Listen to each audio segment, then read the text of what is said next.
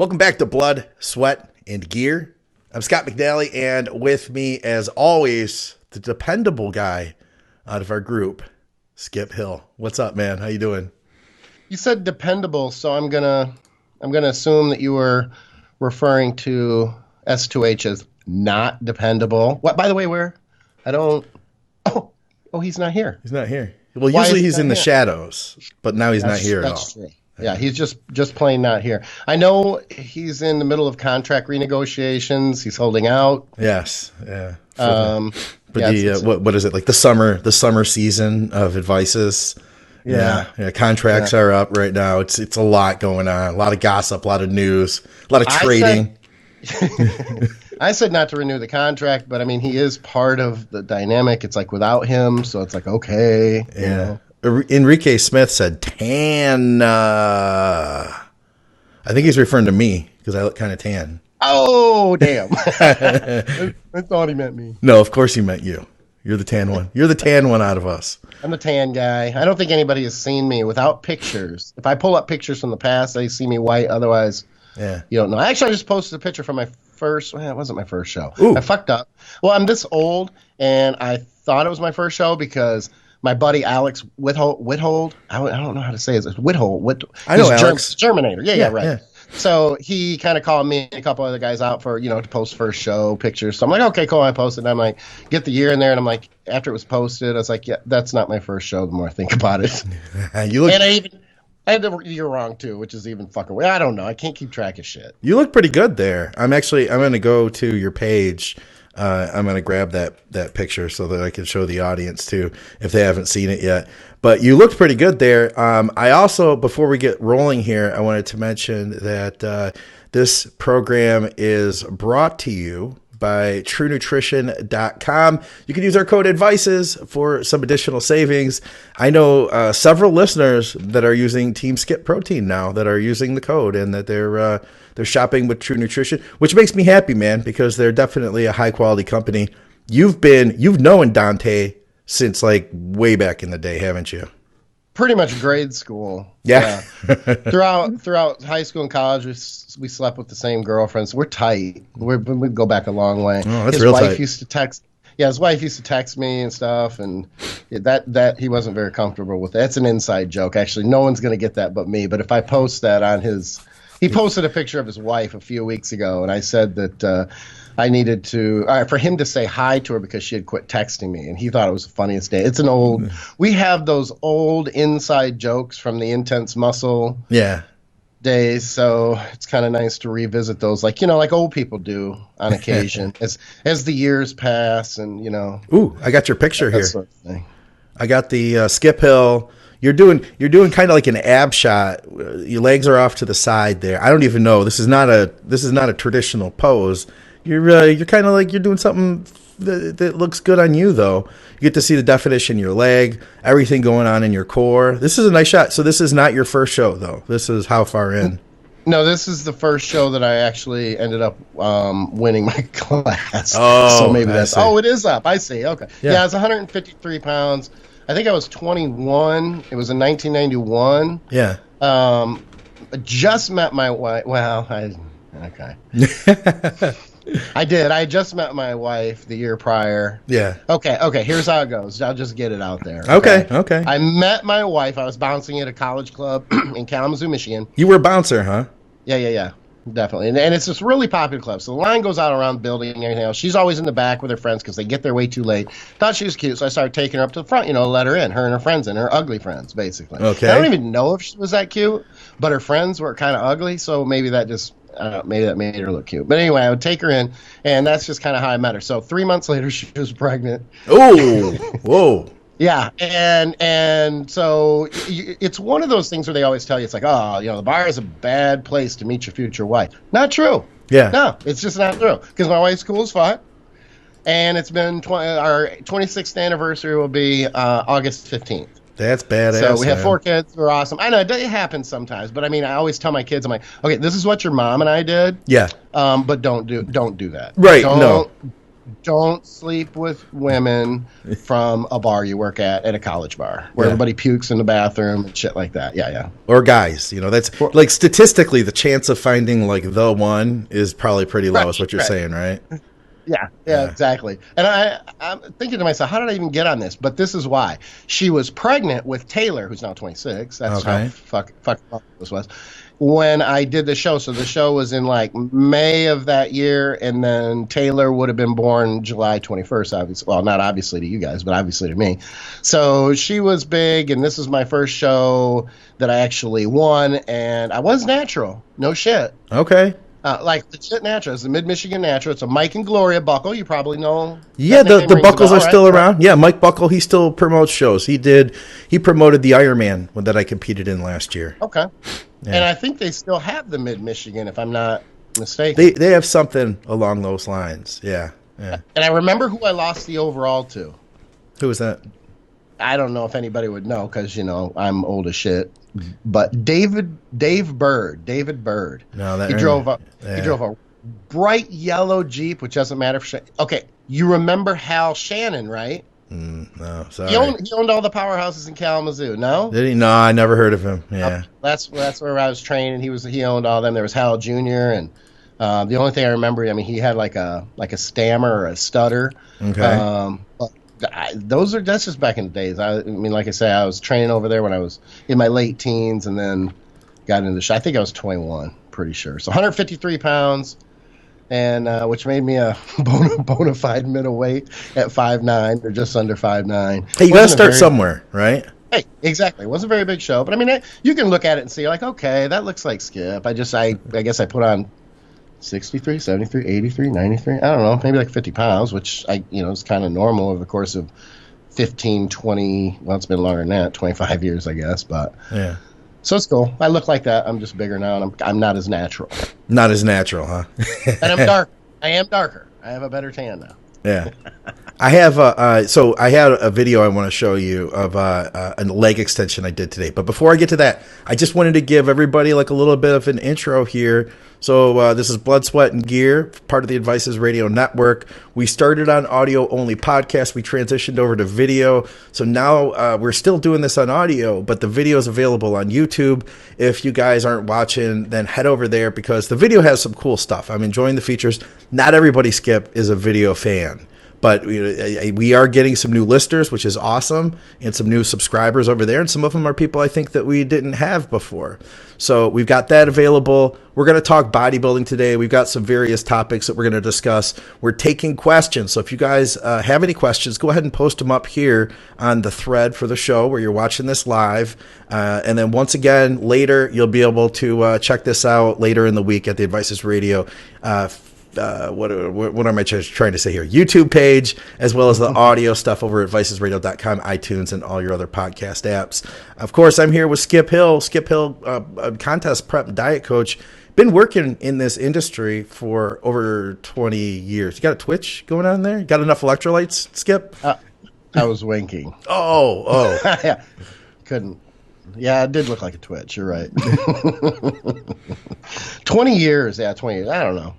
Prep. I was just talking. I was at Junior Nationals this last weekend. You know that. Oh yeah. So maybe I'm getting ahead of myself, but I'm getting back into prepping clients that are competitors. Nice. I didn't come. Streaming stopped. It said, huh? But we're back.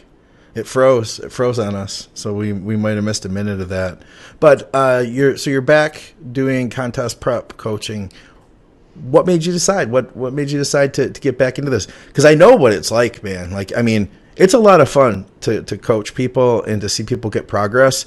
It's also it can be a very stressful thing getting somebody ready for a show.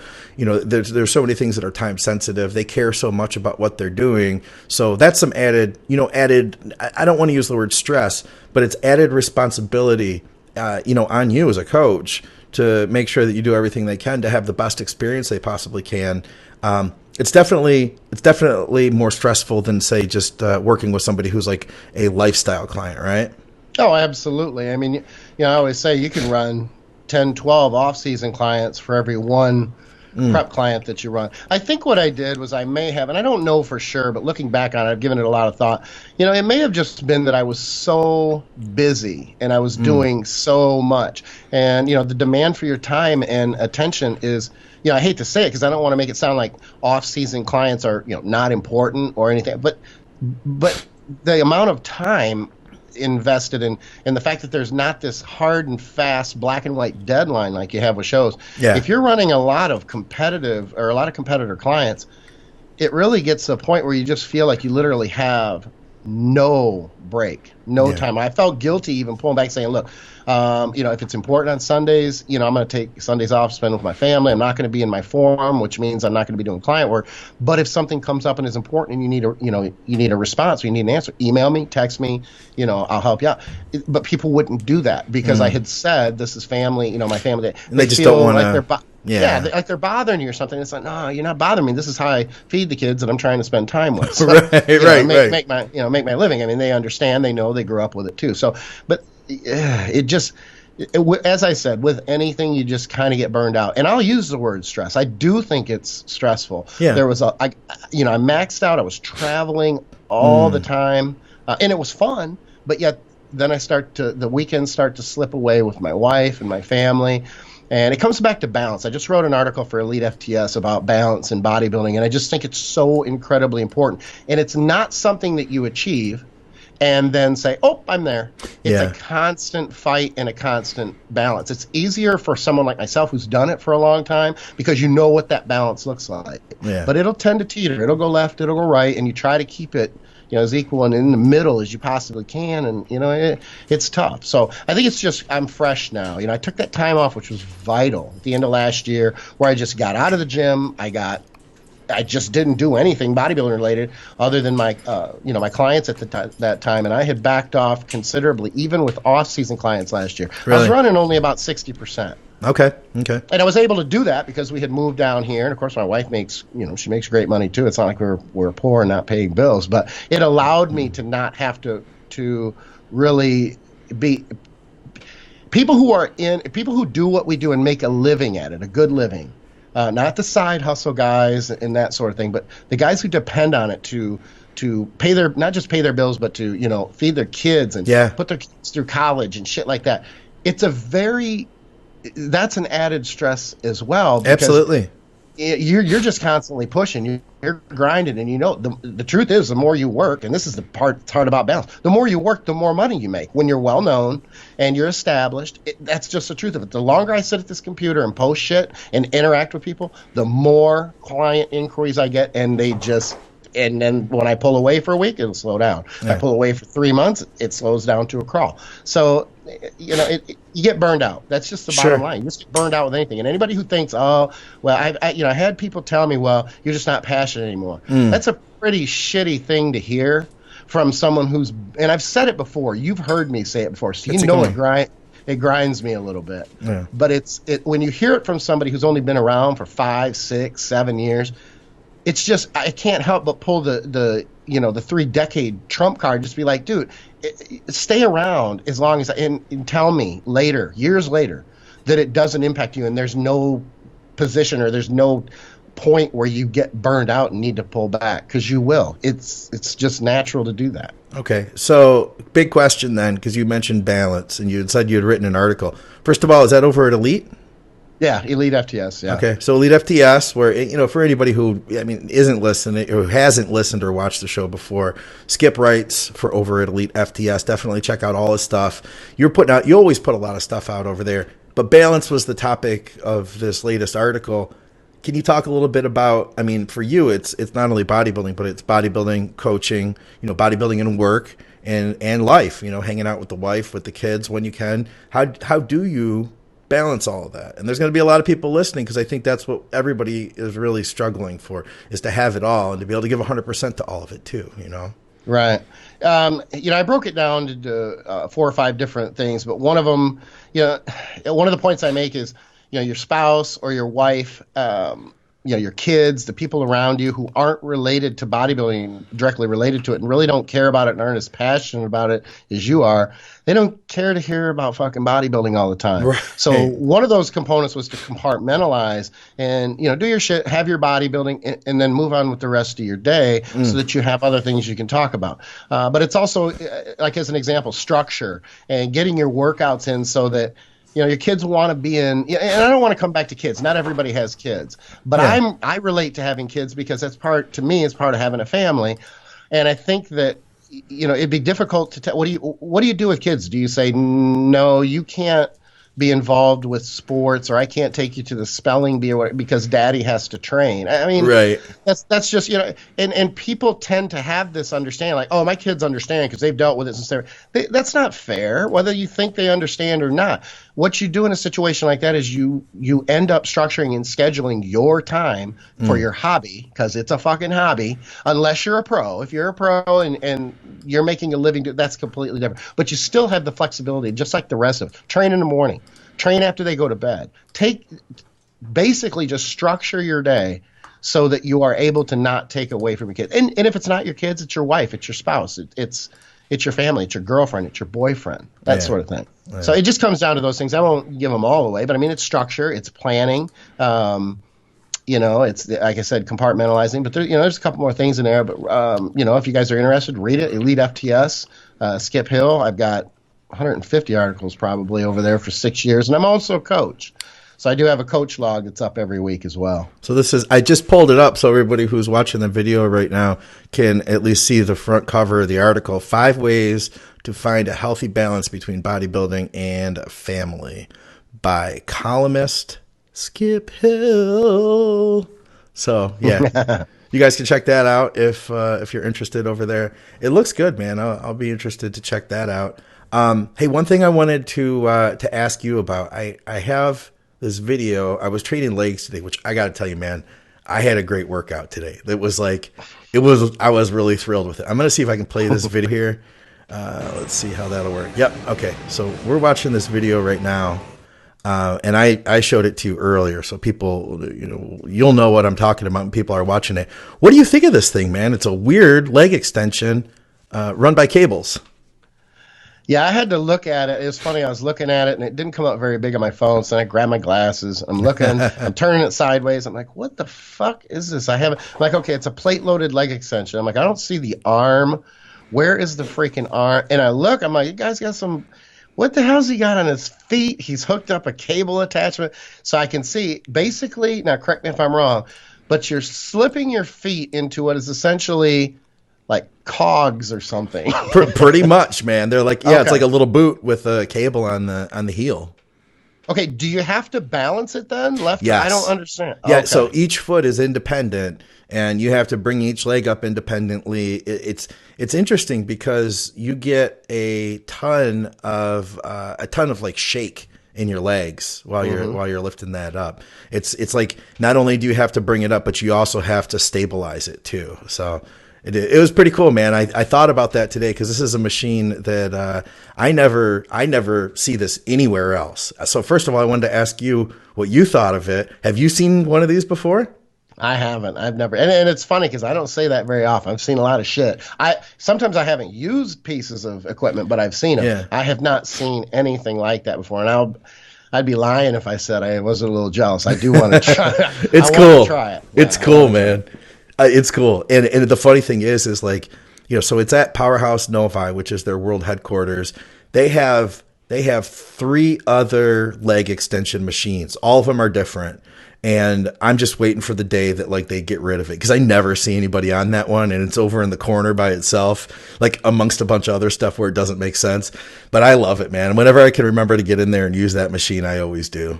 So they've had that piece. It's not like a new piece. They've had it for a long time. No, it was at Farmington Hills Powerhouse, which used to be world headquarters for that for 20 years before that. That thing's got to be from like the late 80s, early 90s, somewhere in there. So, but it leads me to my next question. Do you have a weird piece of equipment at your gym that you love?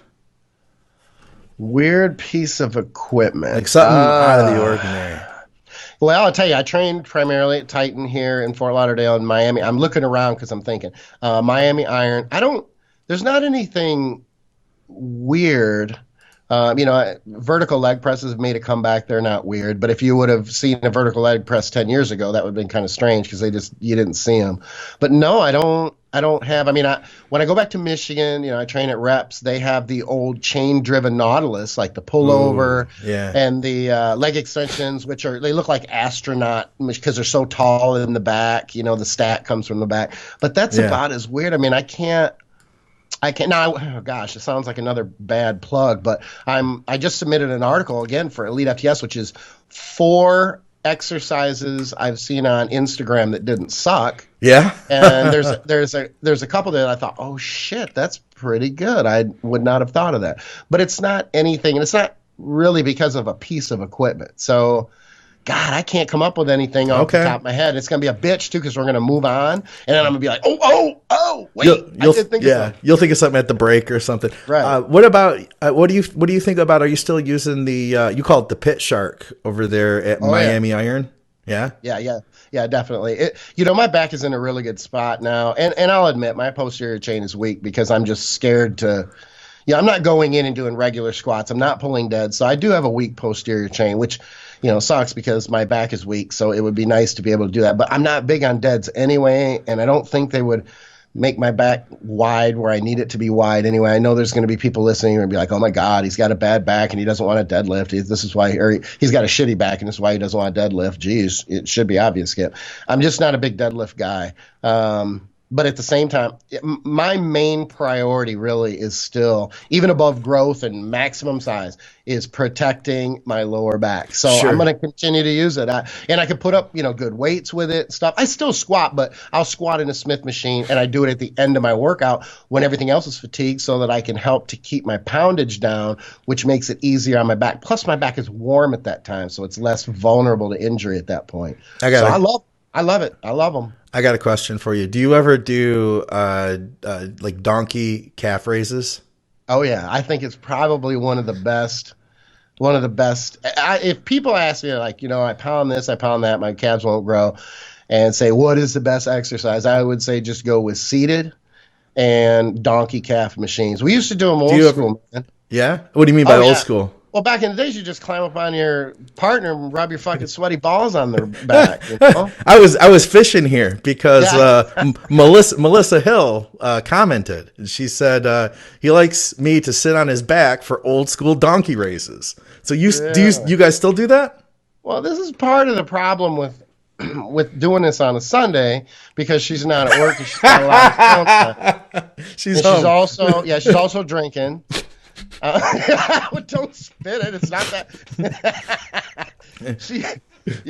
She has her own version of skip loading, and she's a couple old fashions in. I'm sure she's got nothing better to do. So, I do. Matter of fact, it was in the TRT bodybuilding, DVD too. Yeah. Where I think they're great. Whether you use a machine or not, it's going to be a lot easier to use a machine to convince your training partner to crawl up on your back. This is true. But it's a great exercise because of the bend at the weights. It puts your calf in a more of a stretched position, and it's just a really good movement. How often do you, on that topic, because this is the question I always get, how often do you suggest people train calves and how many sets per time? Well, they recover relatively quickly. Yeah. They recover quicker relative to other muscle groups. So, and I think one of the big things when you can't bring up your calves is to split the muscle groups into two. Basically, treat your soleus and your gastroc as two separate muscles, and don't train them on the same day because they recover so quickly. Train your gastroc one day and then train soleus the next day. Yeah, and you can't do it backwards because you train your soleus first and it's sore and recovering. Then it still is involved to a smaller degree when you're training gastroc, but not as much the other way around. When you're doing seated calf presses or calf raises, whatever you want to call them, the gastroc is not anywhere near as involved as the soleus is with the gastroc when you're doing standing or calf raises or things like that. Yeah, that makes sense. Yeah, 2-3 times a week. I mean, basically, back when I was trying to bring them up, I was born with bird legs. I mean, I had no fucking calves. So I laughed and said, I mean, by the time I got any calves, I didn't need them anymore because it was the middle of the 90s and they didn't give a shit. Yeah. But I just like them. I think they add to a physique and complement it, considerably. I think it's really important. I mean, you see a real nice, good bodybuilding physique, and then they have weak calves. I don't want to say it's off-putting because I'm sure that they would have big calves if they could, but it takes away from the physique. It may not as much from a judging standpoint anymore. Yeah. But like it does to your pros and your, in the gym and stuff like that. Oh, absolutely. It's funny because I don't ever brag about having good calves because it's just something. It's like the one thing I haven't had to work really hard for. But it's the question I always get is like, how do you grow calves? I've honestly had the opposite problem of trying to make sure it took me, put it this way, Skip, it took me a lot of work to bring my quads and my hams up to match my calves. Like that, It was the opposite job where like finally they got to a point where it's like, okay, this is working now. But if I stop training, they're probably going to stay the same, and the quads are going to shrink down to the same size as them. It'll be like, 16-inch quad, 16-inch calf, something like that. I've known guys who haven't had to directly train calves because their leg training alone, squatting and sort of thing, their calves would actually grow. Yeah, that's crazy. I've never been blessed with genetics like that, so I can't relate. But that happens to me too. Yeah, I never do any direct training. Like, if I do, it's just because I felt like it, and it's literally been. I mean, I could say once a year, if that, tops, something like that. But it's calves though. I mean, I'd rather have biceps or chest, something like that. Come that easy. The grass is always greener, though, right? Exactly. So tell me about Junior Nationals. You and the wife flew out there. You were helping a client. Now, had you been to Junior Nationals in the past, or was this your first time there? No, I've been there. Okay. They've held it at the same place forever, I think. Yeah. Right? I love that place, too. The venue and everything. It's very nicely done. It's a great show. What did you think going back? Because it's been, how long ago? Because you haven't been there in a while, right? No, I haven't been there in a while. Okay. 06. Yeah, so you're a great person to ask them. Tell me, what do you see as the differences now, having been there now and then, basically over a decade ago? Like bodybuilding was so different in 2006, wasn't it? Yeah. The show itself, I mean, it's pretty much night and day. It's the typical things you'd expect. I mean, the bodybuilding turnout relative to, 06 is clearly nothing of what it was then, because of classic bodybuilding and stuff like that, all the other divisions. But I expect that, even though I haven't been back to Junior Nationals. What I was surprised by was the turnout and the quality at Junior Nationals for bodybuilding was, considerably better than what I saw from Junior USA's. And I understand that it's a little bit bigger junior show. Right. The turnout, though, was just better. It wasn't huge. But it was better. To be honest with you, I was pretty disappointed with the turnout at Junior USA's, but that's a different discussion altogether. But it's a smaller junior show. It's earlier in the year. I mean, not much earlier, but it's earlier in the year. So, and I don't know, has Junior Nationals, I should know this, has Junior Nationals been around longer than the Junior USA's, or do they go back pretty much the same? Man, I'm not sure. Yeah, neither do I. I don't know. But again, I mean, it was a great show. It was cool to, I don't know, I guess it was just kind of cool to be back and, there with cool clients and we had a week, we had to cut to get under, weight. We had about 10 pounds to get under and stuff like that. But we did, I did what I've done forever and reassured him it would be fine, and everything went well. In fact, he ended up taking third, and he clearly first and second, end up with pro cards. And the guy's only been training bodybuilding training. He was a CrossFitter. In fact, he prepped halfway through his first show CrossFitting a couple years ago. Yeah, so I mean, you get ripped. I'm sure you get in good shape. That's a lot of cardio for you. You know? And he admits, he really just didn't. He was lost. He didn't really know how to do it and stuff. Was kind of finding his way himself. But good guy. Him and his wife. I'm working with them in the off season, and it went really well. I mean, he was up there, and we both knew, and I think everybody else did. He has his weaknesses. He has to work on to be able to get that card, and I anticipate that we'll be able to bring those up. But his conditioning is what had him up there, and that's the game I'm in. So I was happy that I did my job. Hell I think yeah. he was too. So I'm it sure, went well. man. Dude, third place, and that was his first national show. I mean, he's hardly even into the sport yet. I mean, that says a lot right there. So, Yeah. I mean, it's scary because you go in. He probably went in without very many expectations, and now he's got the expectations. This is where the stress comes in. This is where things can be a lot less fun as a competitor. That first show, even you like go back to the first time you ever competed. I mean, I was just happy to be there. And then after that, you kind of get a taste for like, okay, maybe I could do okay at this. You start getting competitive, you push harder, and then you have higher expectations. So, I mean, that's a tough show, I mean, that's the big time right there. Junior nationals, I mean, especially nowadays, because especially in like the classic division, like you said, all these classes, all these guys, everybody but bodybuilding, these guys can turn pro. And there's a lot of pro cards to be had there. Man, top 3, that's saying a lot. There's no question about it. He must have been pumped beyond belief, huh? Yeah, he was pretty pumped. I mean, I was I didn't know what to expect. Yeah, I knew the package sure. we were bringing. I knew what his weaknesses were. I knew it was the first time he was setting foot on a national stage. Yeah, and you didn't know who was going to be there. That's really what it comes down to, right? Yeah, you never know who's going to show up, and I don't follow, and I don't care, and my focus isn't on. I always tell my clients the same thing. I mean, my focus isn't on you winning. And that sounds, I have to expound because it sounds like, wait a minute, what are you talking about? Yeah. My focus is just on getting you into the best condition you could possibly be, because I don't have any control over who shows up and you beat or they kick your ass. Yeah. All we have control over, myself and the client, is just what condition you're in, and we get you into the best condition, provide the best package, and then the chips fall where they may. So it was nice to see him come out in the first call outs, and it was just it was cool. It wasn't a stressful week, but it's funny with classic bodybuilding, because at a national show, you can't miss the cutoff. No. You just can't. You can't. It's not like, oh, I missed the cutoff, so I go into the next weight class up. Right. If you miss the cutoff, it's like you go might home. As well, yeah, either that or you go into fucking bodybuilding for the day. I don't know. Yeah. And that's not what you went there for. Right. So you're going to get your ass kicked. Right. You're going to get slaughtered. Exactly. If you're doing a warm-up show and you're just doing it to get timing for peaking and loading and moving water and stuff like that, if you happen to miss, and it's not a good thing, don't get me wrong, but if you happen to miss the cutoff, it's not like it's the end of the world, at least in that sense, because, you could switch over and you can pose in bodybuilding, and it's not that big a deal. Yeah. And you've learned what you came to the show to learn, basically, and that is with the timing and the loading and the water and everything else. But you just can't do that. It's all or none, and that's tough. And those classes are deep. I think he went 22, 24. Yeah, it's nuts. Yeah, deep. And you know what? I'm going to say this, and it's not braggart or anything, but I'm going to say this one thing because I think it's important.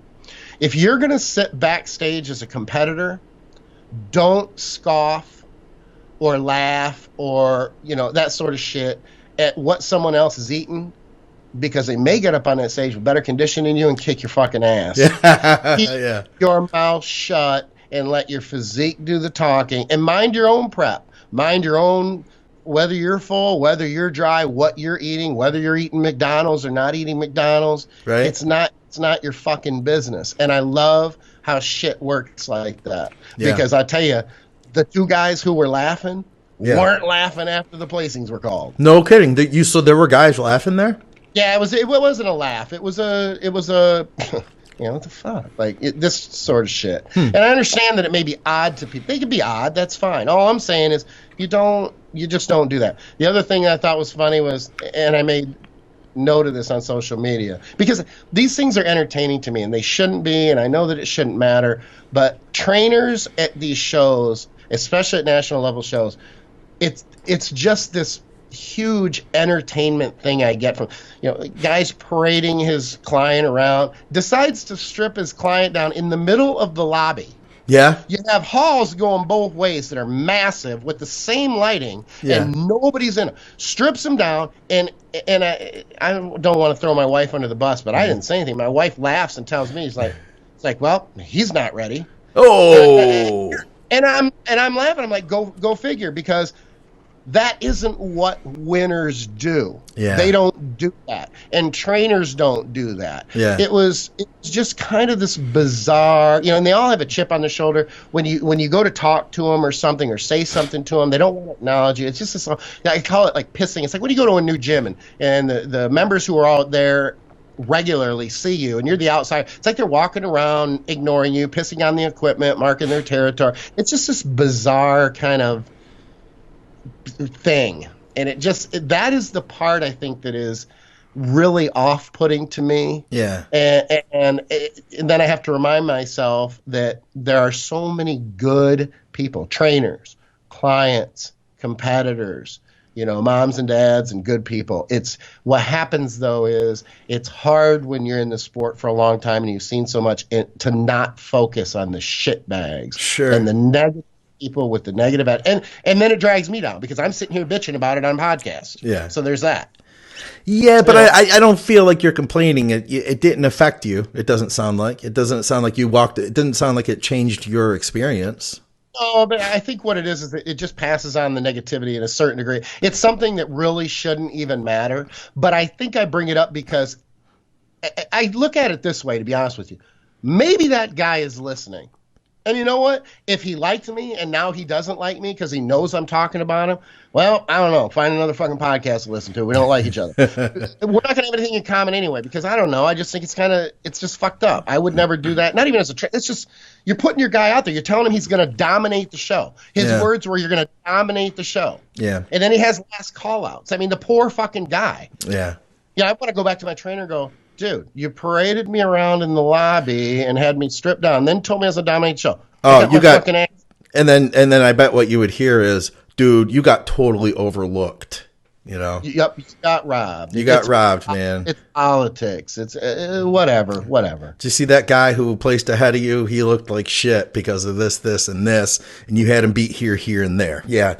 Yeah, that's something else, man. But, and you get that. I mean, the sport is subjective, and I understand that. And we all, validate ourselves and justify, how we lose. Well, not all of us, but a lot of us, and we shouldn't. It's just the call of the judges. And you know what? If you do get screwed once, trust me, if you compete long enough, you're also going to be handed one that you might not have deserved to. It goes both ways. And if people hate you that bad, if you think that the judges or a promoter hates you that bad, maybe you're just a fucking asshole and you don't deserve to win anyway. How about that? Yeah. That's all that. I remember being backstage at the Michigan State Championship, and this is back when it used to be in the Redford Theater down in Detroit, and we were all lined up for light heavyweight Michigan State Championships. I had already done one show, and this was a tough prep, man, because they changed the date on the show. So I did a show, and then it was like 6 weeks later was going to be the Michigan. And I came in at light heavyweight. My coach was like, let's see if we can diet you down to middleweight in this time. We got 6 weeks. And so he just like killed me basically, which I couldn't make middleweight. And then near the end, they're like, there was a problem. We're going to add, there was like 3 more weeks. So now this like 6 week jump turns into a 9 week thing. And I've been like going burning the candle at both ends now for like, 5 weeks when this happened. So it was shitty nonetheless. I remember that, but that nothing to do with the story. We're standing backstage, and there's some dude, there's about 9 of us lined up in light heavyweight, maybe more. And this guy's looking up and down everybody. And then he looks back at his buddy who's standing in the line and he goes, yeah, you got this. You got this. Tells that. He's sizing us all up and he's telling his buddy, yeah, you got this. And then, he didn't get it. He got last call out. So, yeah. And even if you did have it, why would you announce it? Just don't be a shitbag. Just go out and let your work, your work ethic, and what you put into everything in your physique, let that do the talk. And then no one's going to fucking hate your dumb ass. Yeah. They're not going to think you're an asshole, and they're not going to see your insecurity, and then you end up taking last. It's just, it's almost comical, yet kind of pathetic, too. I'm going to ask you a question, and I want you to first, I want you to think about it. But second of all, I want you to filter out the fact that your wife may be watching the show right now. Oh, okay. You ready? Right. You focused? Mm-hmm. I'm focused. Okay. It's just me and you. No one else is watching, Skip. Okay. All this, you having gone to the show, having seen this experience, getting into dieting more prep clients, any thoughts about maybe dialing it back in yourself and getting up there? Oh, my wife would support me if I did anyway. Okay. So I mean that hurt. She doesn't influence that, but I appreciate that you were looking out for me, which I would have lied anyway. If it was an issue with her, I'd be like, oh hell no. Here's the thing: I will compete. I will tell nobody. I won't tell anybody about it. What had happened was in putting myself under the microscope, I increased this stress so bad on myself that I started second guessing it, which I've never done before. Yeah. And that caused a lot of my problems. So what I'm going to do this time is it's just going to be stealth. I'll be leaning down. Everybody will wonder, but they won't know. And I won't detail anything until afterwards. Okay. And then the other thing too is it'll be a smaller show to kind of get, I don't want to say get my feet wet, but I haven't competed for a handful of years, so it's not going to be this big stage where everybody knows I'm there and everything like that. I don't want that. I just want to do it. I want the process for the experience. And I don't want to be under the microscope, and I don't want to second guess myself. So it will be far less. And I used to do that all the time. It'd be far less stressful. I should have finished that sentence. And I used to do that all the time. I mean, I snuck in 2007 and things like that, and I would talk about it afterwards. And I enjoyed those shows so much more, Yeah, I could see it. I could see how, because we talked a lot during what was your last prep, and and I know that you were putting a lot of pressure on yourself through that. So I could see how that'd work, man. I'm just gonna watch you now. I'm going to watch your face, and if it starts getting super, super lean, I won't say anything, but I will know. Right. I'll know. And I'm enjoying the process right now. I'm healthy. My blood, I just had my blood work done, before I left for Chicago. My blood pressure is lower than it's ever been. I feel really good. I'm not in as good a condition as I was at the end of my last blast, but I've been TRT, so the last handful of weeks I've been kind of knowing I'm going back into a 24-week blast. So I've been a little bit more loose, but I'm still in the gym, pounding and that sort of stuff. I've been back for about 3 days. I'm so sore, I'm crippled, but it feels good. And the foot is on the pedal again, and I feel good. So that's what I'm going with. We've got some good small shows in Michigan. It'd probably be better than Florida. Come on by. Well, here's the thing: the shows here in Florida, there's so many of them, they're tiny. I'm going to go watch a buddy, Kid Rock, Bob Hopper. He's a intense muscle moderator forever. Yeah. And you have to qualify for Masters Nationals. Well, you have to qualify not with a placement, but you have to just compete in an NPC show. Right. And which I think is great. You should still have to qualify, I think, because it would thin the field a little bit, but they're trying not to thin the field in bodybuilding anymore, so I get that too. While we're just talking topics before we went to the break, and guys, I want to encourage you, we have a few questions. We have a couple more topics that we can talk about, but if you would like to take part, post up a question in the thread here. We'll get back to those questions after the break. Before that, though, while we're on the topic of shows, Skip, we had a topic that you had brought up when we were brainstorming ideas. I think it would fit perfectly right now. Worst experience in a show. Do you have one? Do you have one you can think of offhand?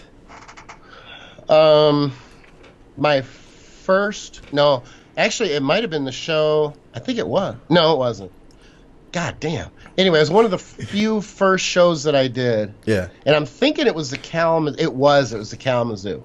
Okay. And it wasn't that big a deal, but you have to understand, this is my first show. And this is coming from someone who would have dreams that I would wake up from, that I was standing on stage and forgot to shave and I was all hairy. I've had that dream.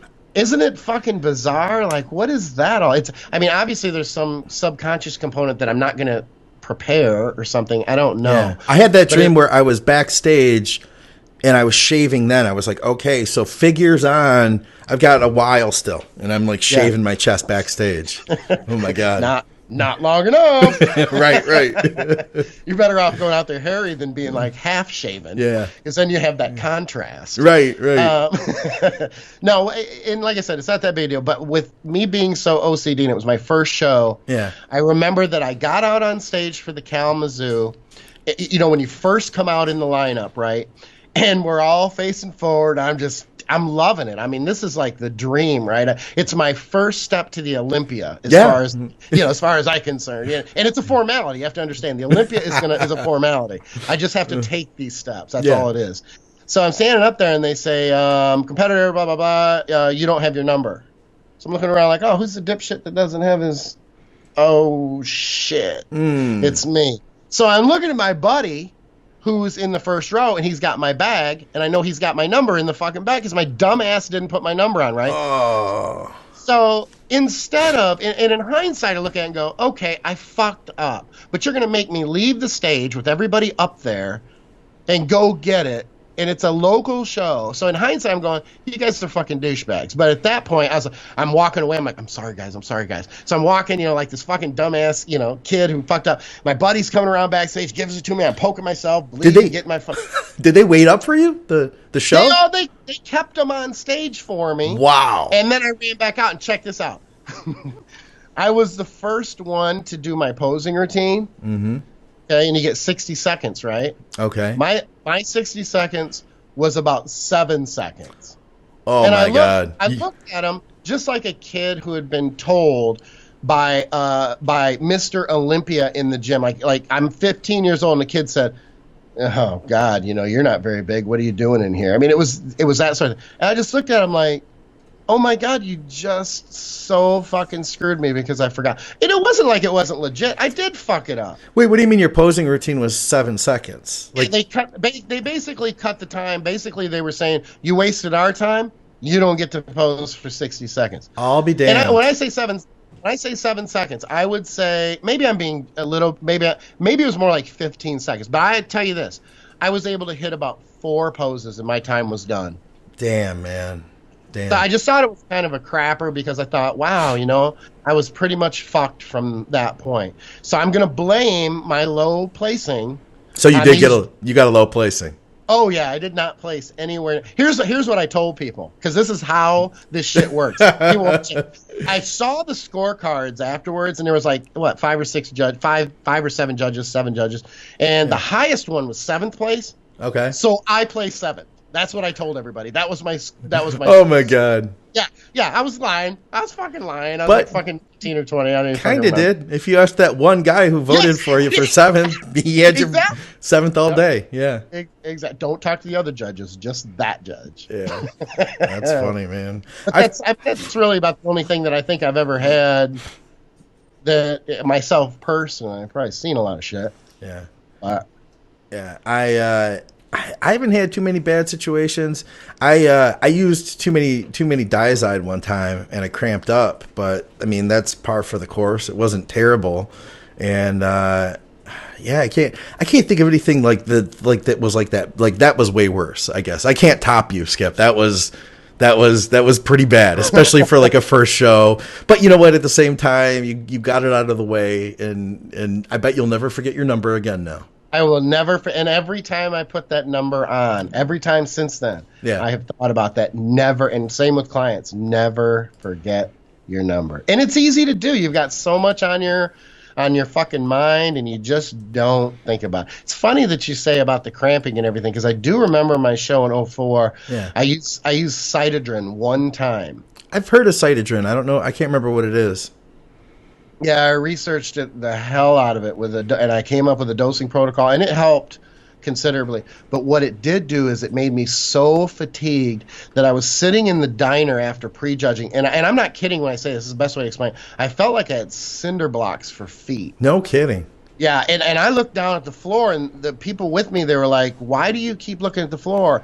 And I looked up at them, and I was like, honestly, I keep thinking I just want to lay down there on the floor, and I don't even care about everybody walking by or anything. I'm so exhausted, like unhealthily exhausted. It was that.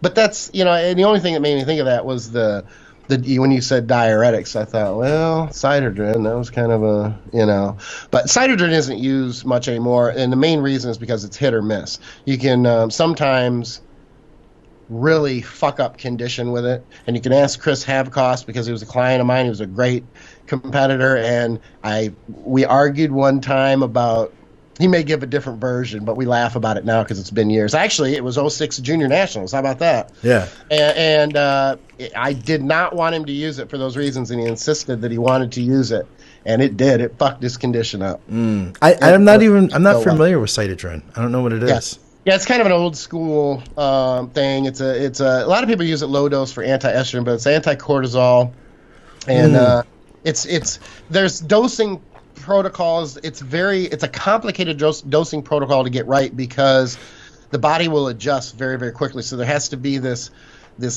time on, time off, 3 days, 2 days, then build, and then it's a very complicated thing to get right. And the truth is, you never really know. Like, you can say, well, my condition was good or my condition wasn't good, but then you don't know what to tweak from there. It's all I researched the shit out of it, and I think that it really did help me. I've spoken with Phil Viz years ago about it, and he used it too. And I remember one time, it was when he placed, I think, second at the USA's. I talked him out of using Cytodrin at the last minute, and I messaged him a couple times saying, don't fucking do it. Just don't do it. And he didn't, and he went higher, and he was glad that he did. Now, right on. I did wonder if he would come back and say, had I used it, I don't want it. Right. It's always that. But Phil's always been straight up, and he reads, he's very... what I want to say, he's very realistic when he reads his condition and things like that after shows, and realistic with what he fucked up, and he owns that's cool. What he messes up and things like that, and what he gets right too. So that's cool. Well, hey, I wanted to take us to a quick commercial break, guys. For everybody watching the video, there really is no break, but I do want to mention that the show is presented by TrueNutrition.com, and that you can use our code ADVICES. I've been using a lot of their stuff still, and since they're sponsoring the show, I'm supporting them by shopping with them. And right now, have you used the MPA muscle intrusion ever, intra workout carb? I'm using that right now, and I love the stuff. It's fantastic. I have clients who use a lot of those his pre-workouts, and they love them. I never have, only because the intras and the pre-workouts, just in general, it's just not. I don't do well with intras because I'm a fucking endo, and I'm a monster guy pre-workout, even when I'm prepping and dieting. So I've heard very good things about them, but I have not used them personally. No.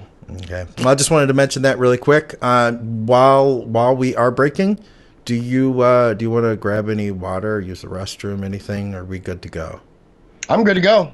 All right. I'm going to pull it up on my phone before we start back up here.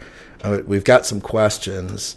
I know we have some in this thread, but we also have a couple other threads going, so there are questions there. Let me see if I can find any of them at the moment. If I go to the advices page, I think there's one over there. We had one. We had a couple of them. I'm only gonna answer closed chain responses today. Closed chain. What does that mean? Closed chain. I know exactly. I don't even know what that means. My head is so far up my ass. What I was getting at was I'm just gonna answer yes or no questions, and then I fucked the whole thing up. So now it's not even worth saying. Oh well, there. And you can't edit video, so there's that too. All right. People don't know that we edit. We edit audio until we started doing video. Now you can't fucking edit video. I still edit. Do you? Some, okay. yeah, wherever needed. But for the most part, I think everybody wants to see us fall on our faces. So it's okay if we mess up. It's okay. They like that, I think.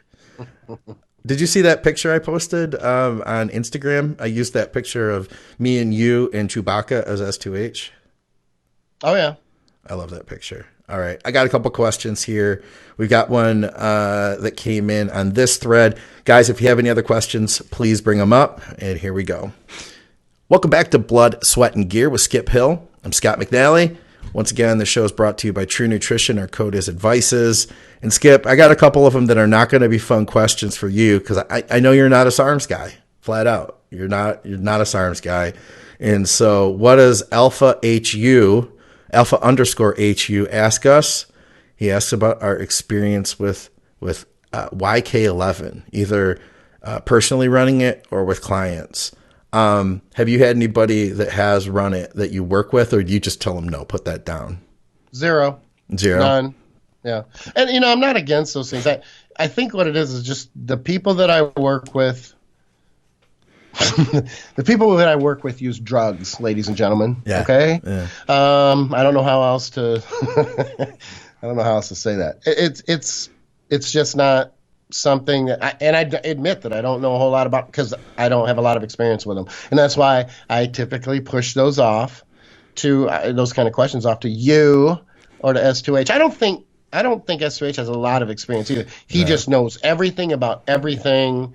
And he kind of does, doesn't he? Yeah, and I'm here for entertainment value only. So here's what I did, because I ran it for just a very short period of time. I ran it for about a week, and I started getting acne. So I was like, you know what? I'm done with this. I don't really care about figuring out whether this is good or not. This was right when it came out, and the guy that I got it from this is like nobody could find it yet, and he had like He had quite a supply, we'll put it that way. And so he had given me some, a bunch of other people had acquired it, and that he knew. So all these people were using YK11. And so I messaged him and said, hey, we're about to talk about that on the show. I know none of us have a really good, knowledge on it. What do you think? Because I know that the stuff is strong, first of all. This stuff is like super anadrol. This is fucking nuts. He says, let's see, YK11. He says, I believe it's an amazing compound both for cutting and growing. I don't notice much in the strength category, but it is by far an aesthetic compound similar to how DHT works in the body. He says, what does he say here? He says, I've used DMP without YK11 and I lost 18 pounds. On YK11, I lost 3 pounds. Same dose, same length of time, same diet. I don't hold water on it, and it decreases the length of time needed to cut fat or to grow. Of course, it works best in synergy. I don't think it's very useful solely on its own. So, I mean, it sounds like this dude likes it a lot, is basically what it comes down to. Okay, but let me just make sure I understand. He's not saying that it made his progress ineffective on the second time around with DMP. He's saying that there was a recomp effect going on. I think so. Yeah. Okay. All right. Yeah, I think that's what he's getting. I just want to be clear. I mean, I know there's supposed to be something to do. I mean, it works as an anabolic, but there's something to do with it interfering with myostatin. So I'm not sure. I don't know enough about all that myostatin stuff, and I haven't seen any of it really work. So yeah, that's where I am too. The thing is I don't want to dismiss when things come up about myostatin because maybe one of these days something is going to impact that. But at least to my knowledge, anything I've looked into to this point is an absolute fucking waste. And the supplement industry, well, maybe not supplement industry because that's a blanket statement, but too many people in the supplement industry have tried to use myostatin to their benefit and to milk people of money. And I think that's pretty disingenuous. I think it's shitty. So there's that. Anytime myostatin comes up, I do scoff. I shouldn't because there's gonna be progress made. I'm sure. In time that there may be things that impact that, and I say may because we always find a way. I mean, if you come up with GBL when they take GHB off the shelf because your stomach converts it to GHB, I'm pretty fucking impressed with that. Hey, you know what? Speaking of which, I just saw something on. I can't remember what I was watching. It was a TV show though, and they were talking about all the synthetic drugs that are coming out now, where they'll take like one drug that like bath salts, and then they'll like alter one molecule, and now they've got like a brand new drug, and that they don't even know how these things work. Like it's scary shit, man. Yeah. And SARMs kind of fall into that category. I know Victoria is not a fan of SARMs at all. She feels like these things are so much of it is unpredictable. There's so little information and research done about them. I mean, I was talking to her, and this is another example. We talked about modafinil on the show the last couple of episodes. There is an analog of it. I think it's called like FL modafinil. And there's like modafinil is another one. There's I think AR modafinil, or maybe I'm just making shit up, but there's all these different analogs. And they also have names like our peptides would, like CR140, And so I guess though, if you look at these drugs, I mean, some of these things they're playing with chemicals in your brain. Like we're talking about like a dopamine antagonist. And I'd be afraid to take one of these analogs. I mean, even modafinil itself, we don't have a ton of research on, but we have a lot more about that than we do about, some of these random research stuff that's like just an idea. Some of them aren't even in human trials yet. You know what I mean? So we don't know. It's similar, but there could be some very serious differences. That's what her big fear is. And that's what the fear was of the medical people on this TV show. Because they were saying like, we don't even know how to treat issues that can come up with this stuff because we don't even know what the issues are going to be. So right. Well, it's concerning because, we have a country and a kind of Western medicine philosophy where, this drug works for this thing, but we don't know how it works. And people fucking trust that for some reason. It's kind of an odd thing. I was taking things for my nerve pain back in, 10 years ago or more for my PHN when I got shingles. But they can't tell you how it works, just that it works.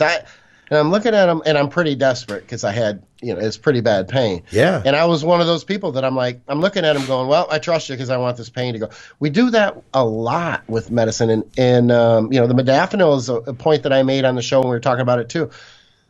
We can guess why it makes you leaner, but it's not a stimulant. We don't know exactly why. So, that's kind of an odd... it's not a get leaner drug. Right. Well, I mean, it's not supposed to be, but leave it to bodybuilders to find anything that will benefit them. Oh, a narcolepsy drug? Hey, I'll take that. Yeah, why not? Throw it in. I'll sleep 4 hours a night. I'll be more effective at work. I'm good. You need another drug for sleep time. That's all.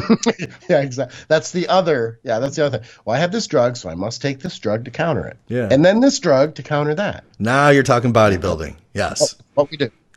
I got another one here on that same topic, and we don't have to talk about this one for long. It was actually the same guy had posted it. I see now.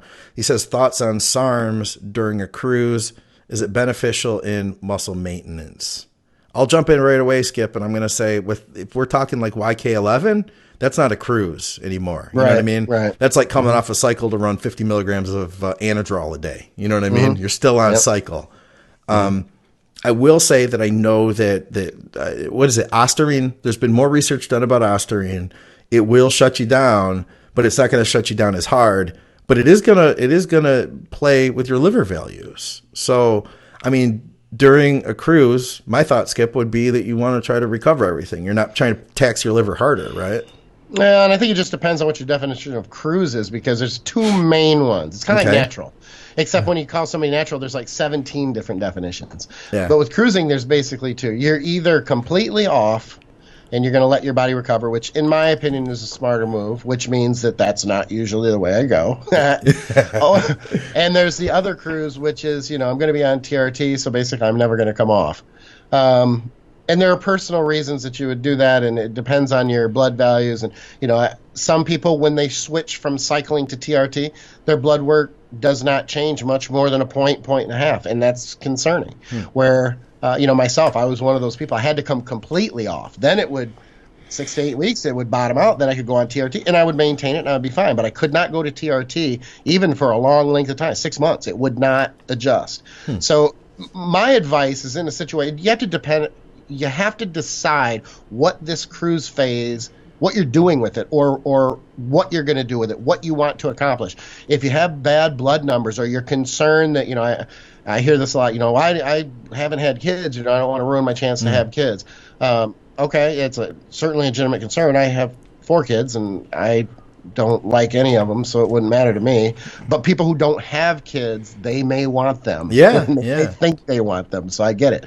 So in those types of situations, you're not going to want to run a TRT. You're not going to want. I don't think you're going to want to run anything.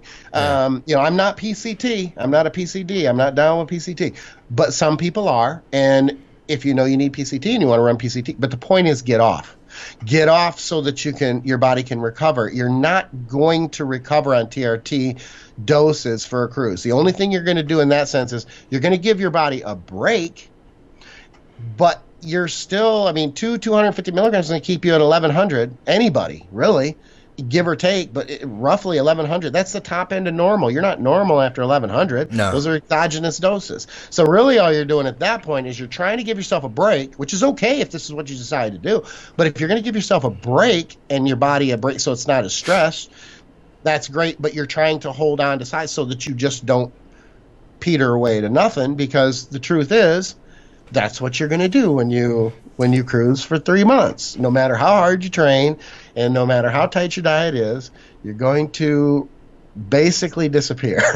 You're going to lose quality. Yeah, you can't maintain that without the drugs. If you, right. I guess it depends. If you've never run a cycle before and you gain 15 pounds after a while, you might be able to hold a lot more of that than somebody who's had more experience. But for the most part, man, we're never gonna. You're not, even if you don't lose the muscle, you just don't look the same. There's nothing. There's no two ways about that. But I would personally, my thought would be to stay away from SARMs during that time. I just feel like if you want to cruise being, my thought is like using something small to bridge between two cycles. My thought would just be test enough test, like you said, to just kind of keep you covered, to keep you in at least a normal range, keep you healthy feeling, and not fuck you up. We got a GH question over here. This is from, and I'm going to go back. We had some right at the beginning of the show too, so I'll hit those next. This is from Blake. He says, hey guys, for peptides and HGH, do you recommend SubQ injection into the fat or intradermal? Ooh, and that reminds me, we had somebody talk to you, a guy that had another peptide question, and he was like, hey, I wanted to talk about getting it on the show. The forum is down right now, but I did take note of that. He DM'd it to me, so I'll sum that one up, and we'll ask that one next. So he's asking, what did he say? SubQ or intradermal? Yeah, he says SubQ. It says, do you recommend SubQ injection into the fat or intradermal? We never really do intradermal. I've not. Is that going to be like under the skin, just under the skin itself? That's the only thing I can think of is he's talking about injecting into the skin and not getting to the subcutaneous layer, which is a layer essentially between the skin and the muscle. I've never heard of that. You don't want anything, if you can, if you can help it, to be injected into the fat. It needs to get to the SubQ, area basically. But I would go so far as to say it needs to be injected in intramuscular. Boom, I'm with you. Yeah, it's and this is from Dr. Scott Stevenson from even just a few years ago. I mean, your IGF levels are going to go higher. They're not going to stay as high as long, but they're going to go higher with an intramuscular injection of GH than SubQ. So hit it, I am. I mean, that's just, I have all my clients do that. I do that. I think that's what, intradermal, that's inside dermal, inside the skin. I mean, so it's just kind of an odd question, unless there's something that I don't know that I'm not aware of. I can't think of what that would be, because that's not something you would do.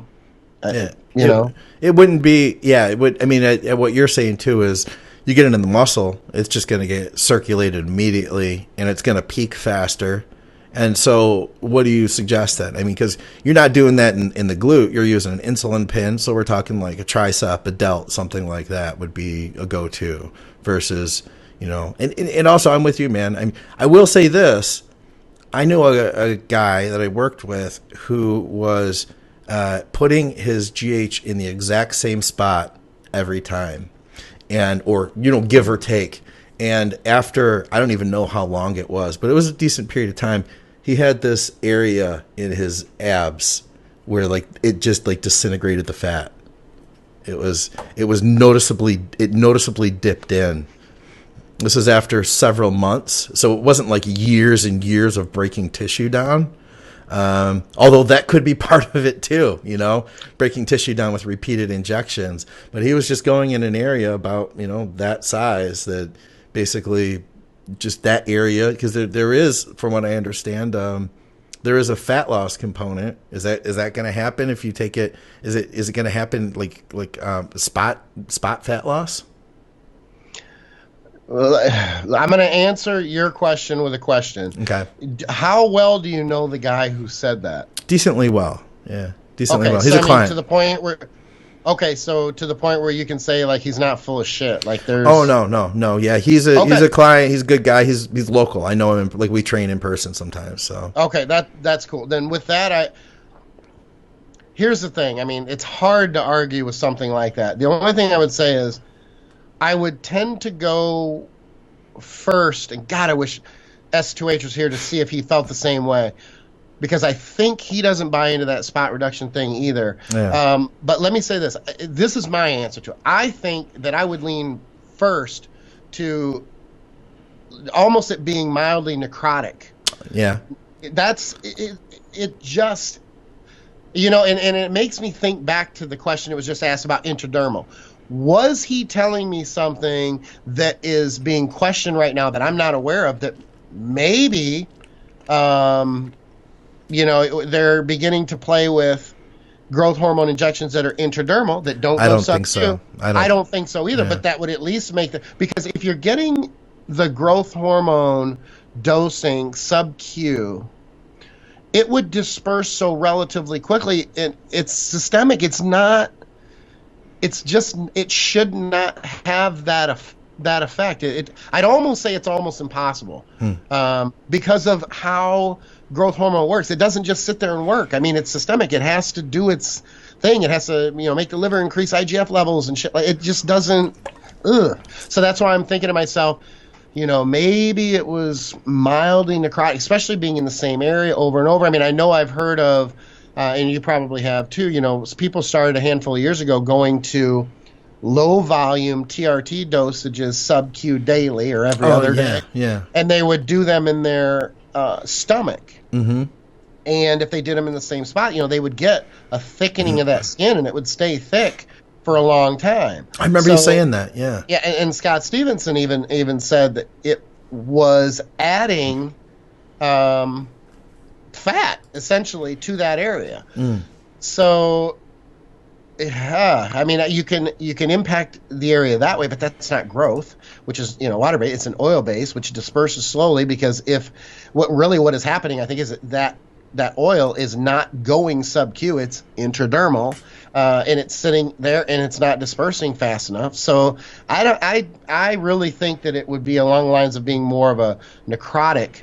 And when I say necrotic, I don't mean like rotting of flesh, like you have an open sore or anything like that. Yeah. But that it actually eats the tissue. I mean, I have divots, lucky me, in my shoulders from just a few cc's of bad gear years ago that were necrotic, and I've got the flat spots on my both delts to prove it.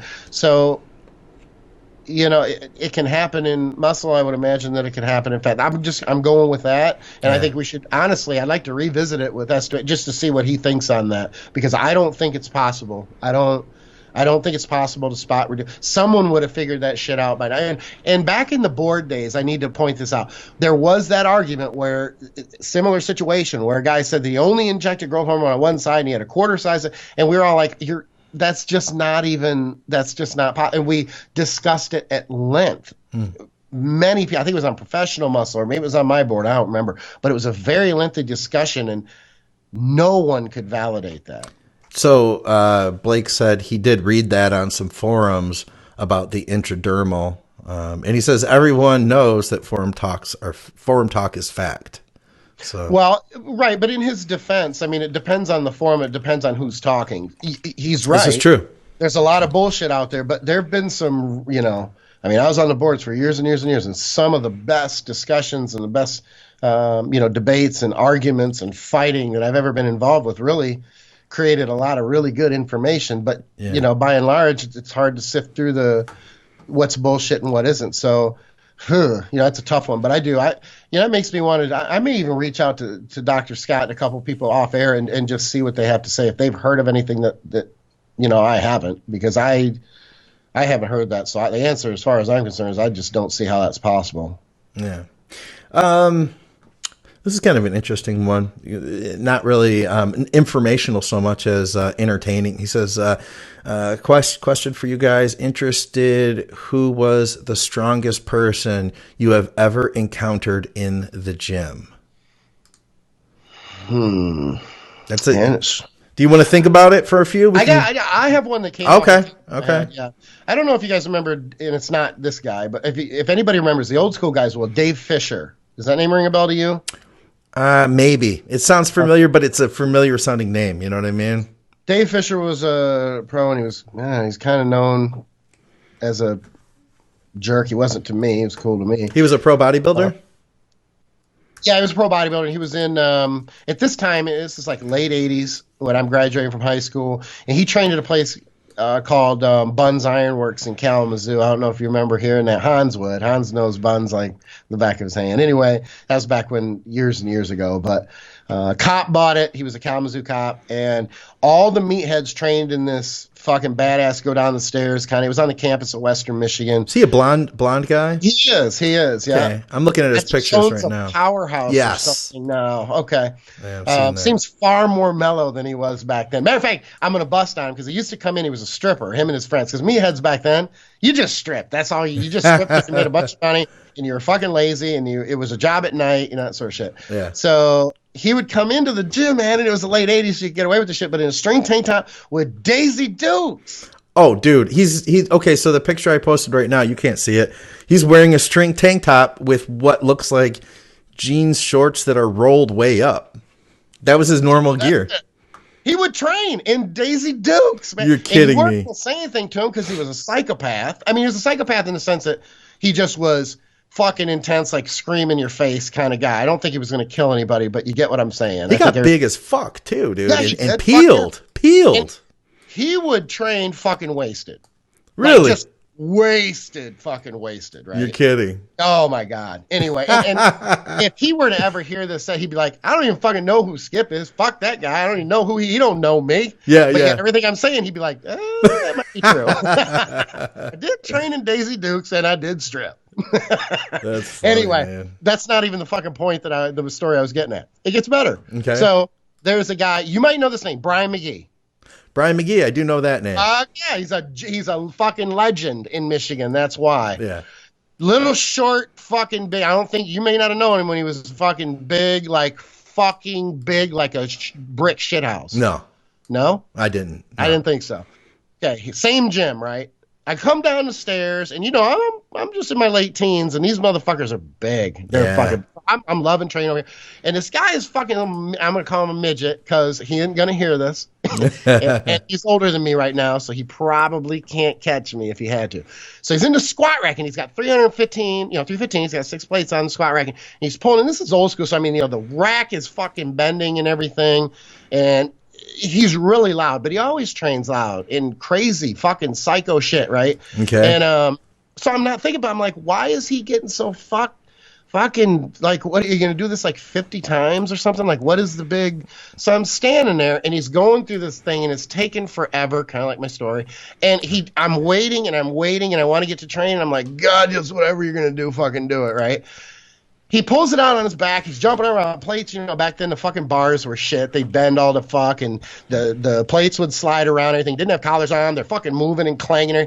All of a sudden, this little midget starts pressing this 315 behind his neck. You're kidding me. He got 5. He's like fucking 5'6" or something. Yeah. He's not even that fucking big.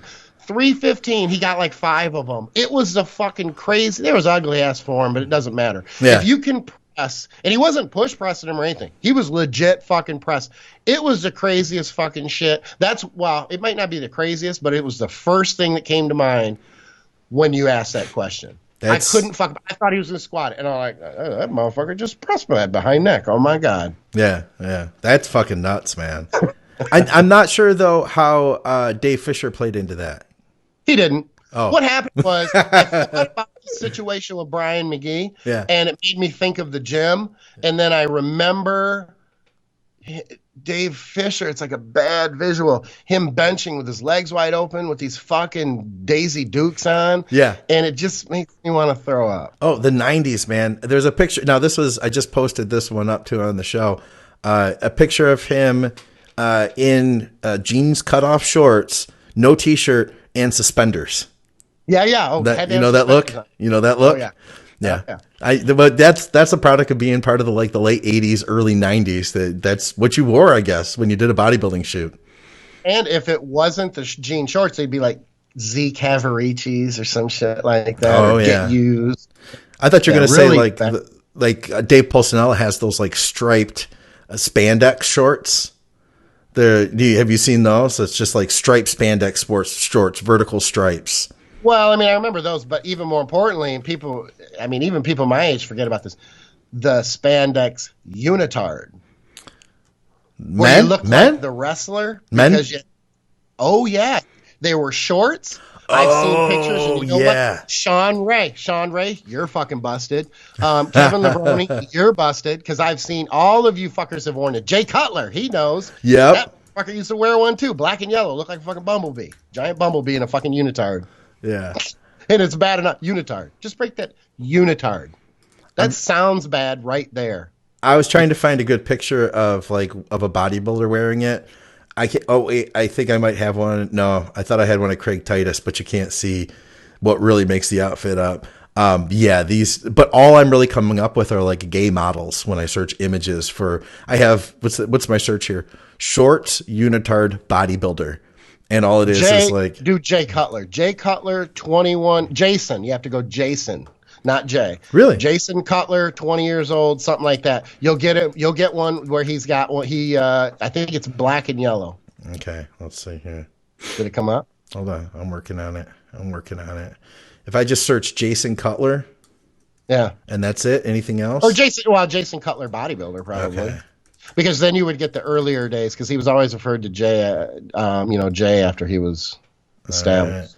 I see a bunch of pictures of him big and jacked through his adult life. Nah, unfortunately, I'm not coming up with it offhand. No, but we could all imagine it though, you know. Yeah. Well, everybody out just Google like Jason Cutler 20 years old or something like that. Something has to come up because I just saw it the other day. Matter of fact, I was surprised that he was as big as he was at 20, and I thought I'd seen, all the pictures of Jay Cutler that I knew he was big when he was younger, but he was like brick shithouse. That motherfucker was big.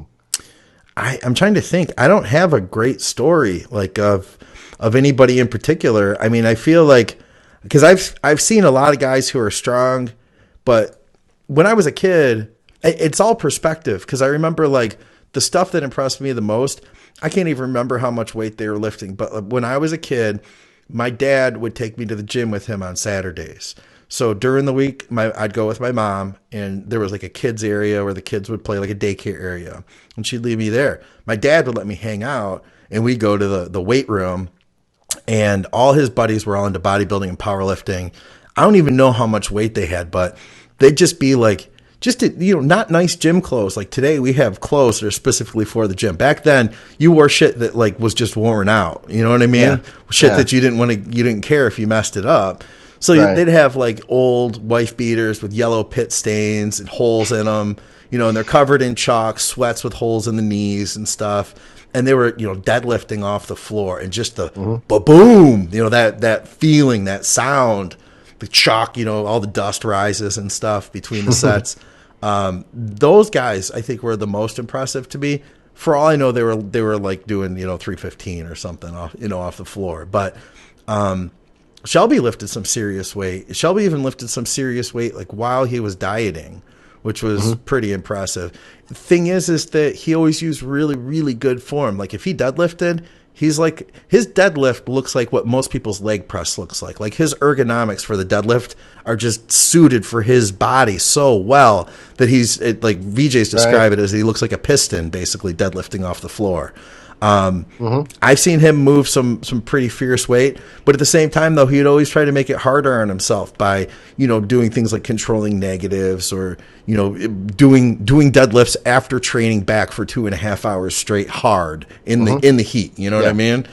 So I guess the stuff that I've gotten most impressed by that seems like heavy, it's not like heavy by like Ronnie Coleman standards heavy or Branch Warren style heavy, but like heavy with good form. That's what excites me. When I see that kind of stuff, somebody can handle decent weight and they're handling it with grace.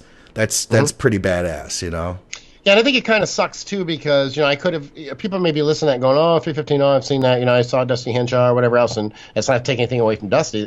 That's my point. Social media has made the things that we used to be impressed with, or the limited things that we may experience, so vast that now we're less impressed by things that used to impress us because we see so many things. I mean, Dusty or Luke Sandow or even Ben Chow. I mean, Ben, I don't know if you know who Ben Chow is. He trains with Luke Sandow. Yeah. And, I worked with Luke about a year and a half ago. Good guy. That guy, he's not, he's a big guy, don't get me wrong. You worked with Luke? Yeah. Oh, yep. I didn't know you worked with Luke. Yeah, probably a year. I think it's been a year or so. I'd have to check and see. That guy moves retarded weight. Oh, yeah. He's just sick fucking strong, like, oh, my God, strong. Yeah. So, I mean, it's nothing for him to, squat 12 fucking plates or 10 plates. And, that's like Lou Sandow weight. That's Dusty Henshaw weight. To see Dusty, I think I've seen Dusty row 500 pounds. I mean, that's shit you deadlift, and he's fucking doing bent rows with it. It's like, I'm looking at it going, God, my fucking poor back. I can't. It's all I could do to get that from the floor, and you're fucking rowing it, not for 5 reps. Yeah. You're pulling it for like 12, for fuck's sake. Yeah. Like, oh, my God. So, the internet, social media, and stuff like that has really, it just gets to the point where you see things, and you might be impressed by it, but there's so many other things that you used to be impressed by seeing in front of you that it's just every day now. And I think that we do that with physiques and condition and women and guys and what we find attractive and what we don't find attractive. Oh, yeah. Sort of so it all plays into it. There's a lot of pros and a lot of great things about social media, and it attaches us to everybody around the world, and that's fucking awesome. And there are some definite pitfalls to it too, because then our expectations go up so high. We're no longer impressed by what we used to be impressed with, that sort of shit. So let me ask you this though: because I think that can be a bad thing, but I think it could be a good thing too. If when I first started training, I had like in my basement we had like the hexagon dumbbells, and then we had a barbell, and I could make up my dumbbells with the little dumbbells, the adjustable ones where you could put plates on them and screw the ends on. So we had those, but then I had some hexagon dumbbells, and I had 10s through 35. And so for me, like training at home as a kid, 12, 13 years old, those 35-pound dumbbells were I was maxing out, basically. You know what I mean? Right. That's the heaviest dumbbell in my personal gym. And so I got accustomed to like doing overhead presses and thinking like, I'm doing really good because I got the 35s today. And then guess what? I went to the gym and they kept going. There's a lot more dumbbells than just 35 pounds there. They went all the way up to 150.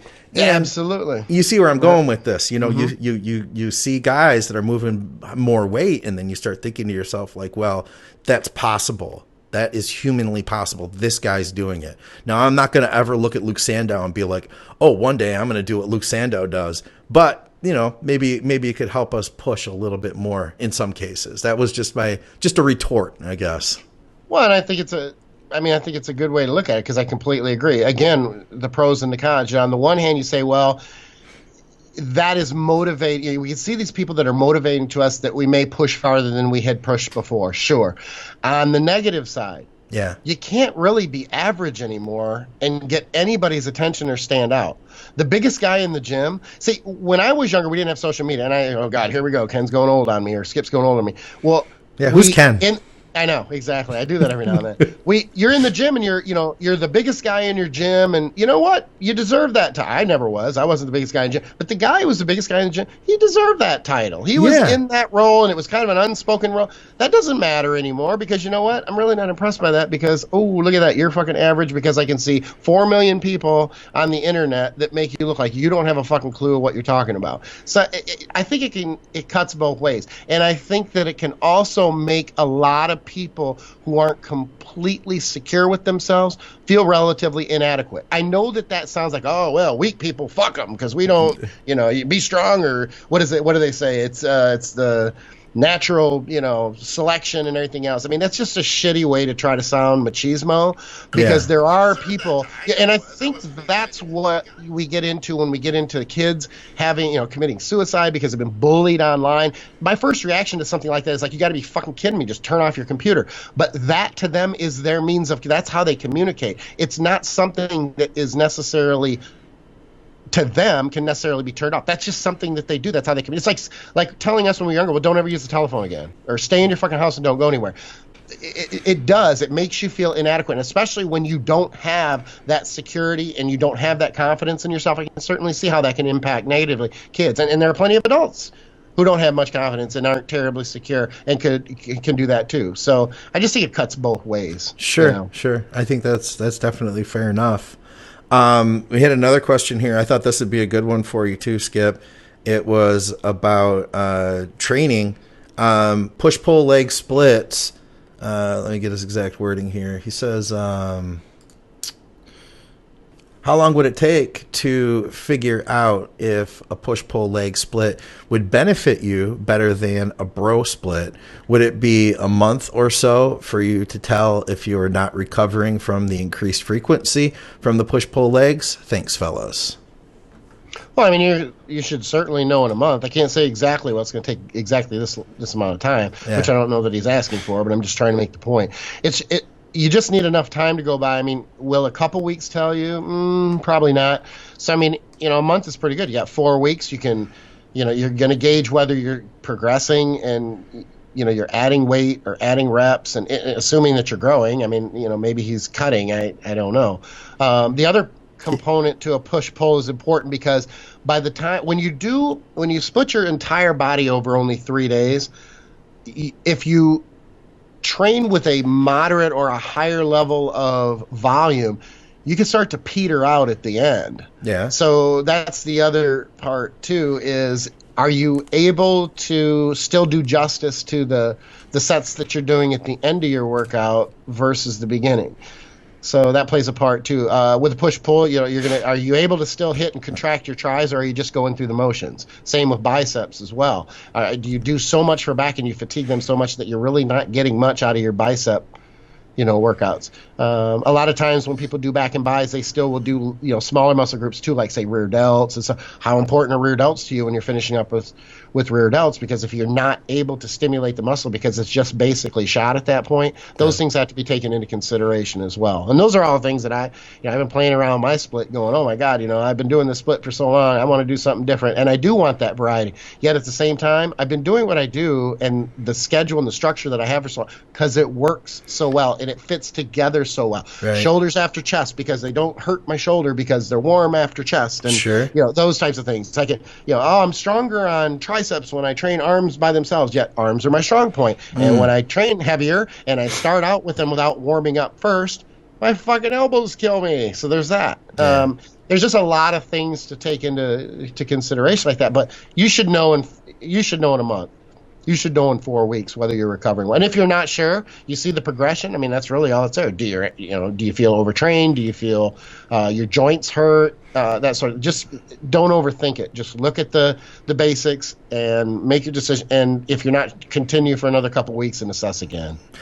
I think one thing. So if somebody's on a bro split and then they're transitioning to this, I mean, a big part is going to be, and say like the bro split's working for them. Okay, but what's a bro? Define bro split. That's what everybody's calling like the one body part a day thing now. So chest on one day, then back, and then whatever, shoulders, and then legs, and then arms. Isn't that kind of like a John Meadows thing? I don't think he'd appreciate his workout structure being called bro split.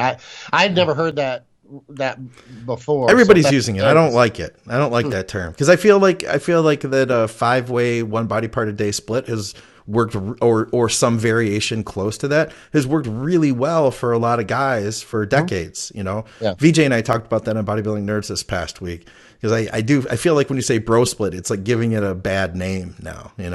But because any split you're going to come up with it's going to have a benefit to some degree and work for some short amount of time. If it doesn't work for a long time, because it's something that you're not used to doing. It's just different. It's a different structure. It's a different You know, and then I would argue with something like that, you don't have enough rest days to recover. But yet, if you're only training one body part a day, then the demands may not be so extreme that you need that extra rest time. So again, a lot of this just comes back to how you're progressing, if you're progressing, if your joints feel beat up, that sort of thing. Is it fucking your recovery up? So that bro thing, I'm not sure I'm cool with that either. I feel like the thing that people need to do, though, is if they're going to switch their system up, like if they have been doing one body part a day and they're going to go to a push-pull legs, then you're going to have to change something in there. Like you're going to have to change the volume that you do per workout. Because I've had people say, well, I do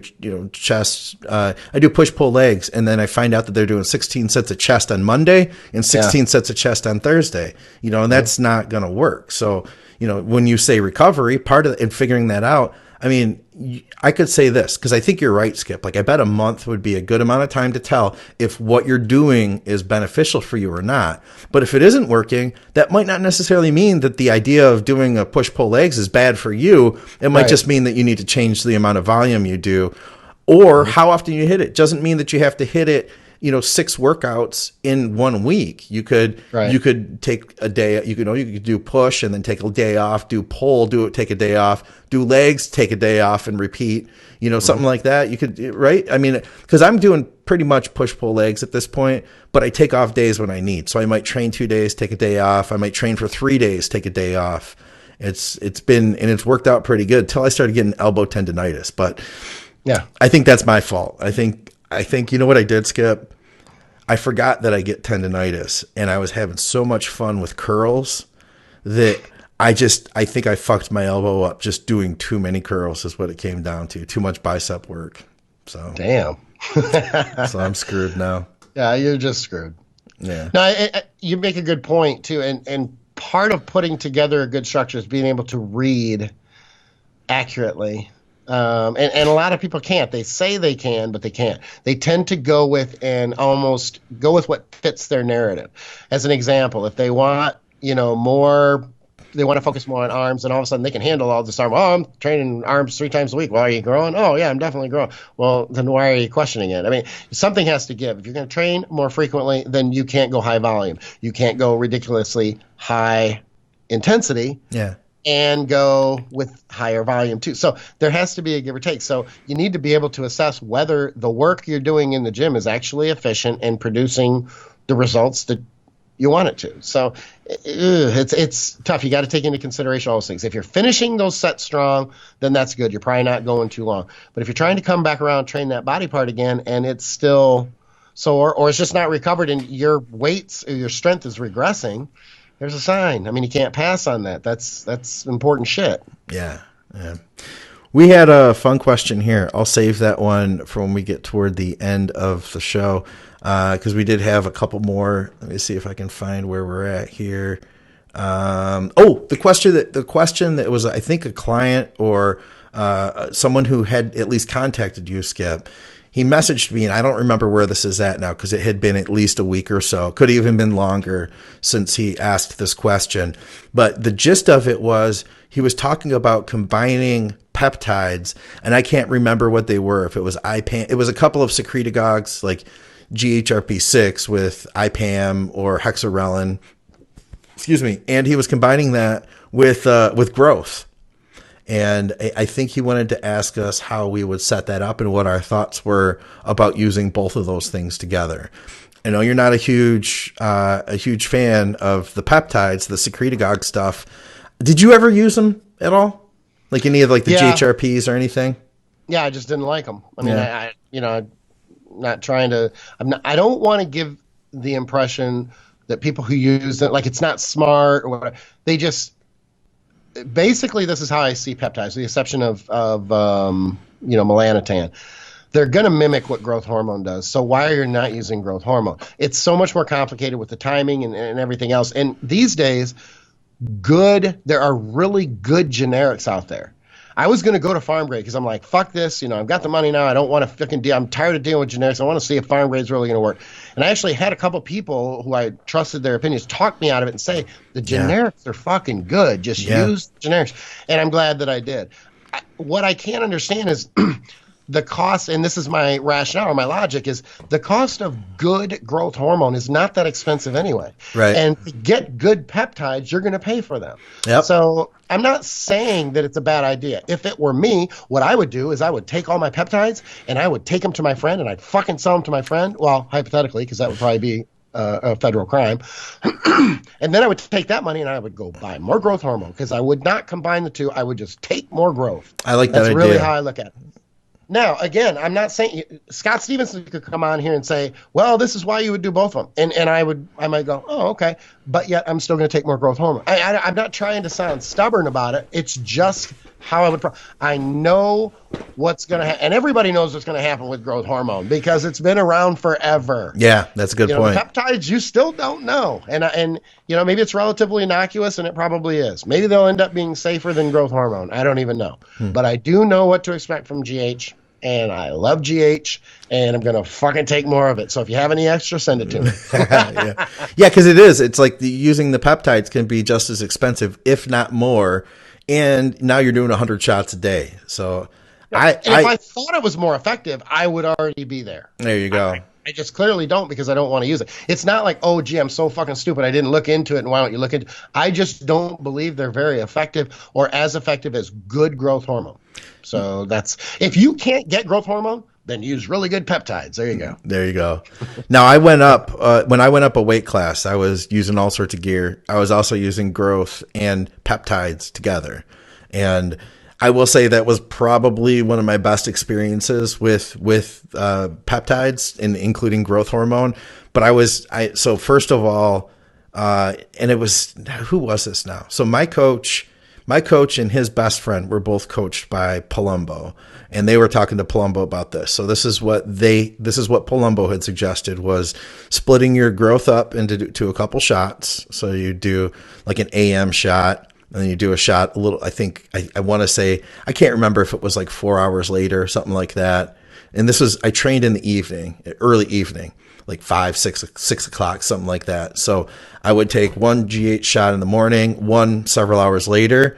And then I want to say that in between meals, I took the first shot of, it was CJC without DAC and, GHRP 6 or 2. I can't remember now. I'd take a shot of that. And then before workout, I'd use IGF. And then in the evening time, before bed, I would take a second shot of the peptide combo.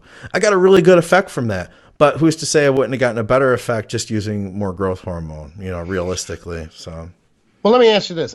When you're using the peptides, you're trying to increase IGF levels, right? Well, what happens is that your body, you're forcing your body to secrete growth hormone naturally. So everybody is going to have their own natural ability to produce. So basically think of it as like HCG, but for peptides, that it's going to force your body to produce. I mean, I guess that'd be the simplest way to put it, right? So yeah, you're going to definitely increase IGF through that, I'm sure. As much as growth, there's only so much you can release, though, So my question would be, is there an argument that it's healthier, or are they just arguing that the peptides can increase because GH will max out, you might somehow max out the IGF levels, and then, the peptides are going to help to increase that even further by increasing endogenous, GH, which in turn is going to raise IGF levels as well. Yeah, I'm not sure, but I wonder.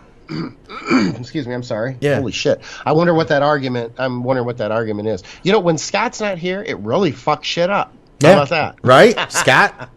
Yeah. So we'll just call him. We'll just text him. Yeah. He's working, by the way, guys. He got called in. He called in on a mission, so he couldn't say no to that.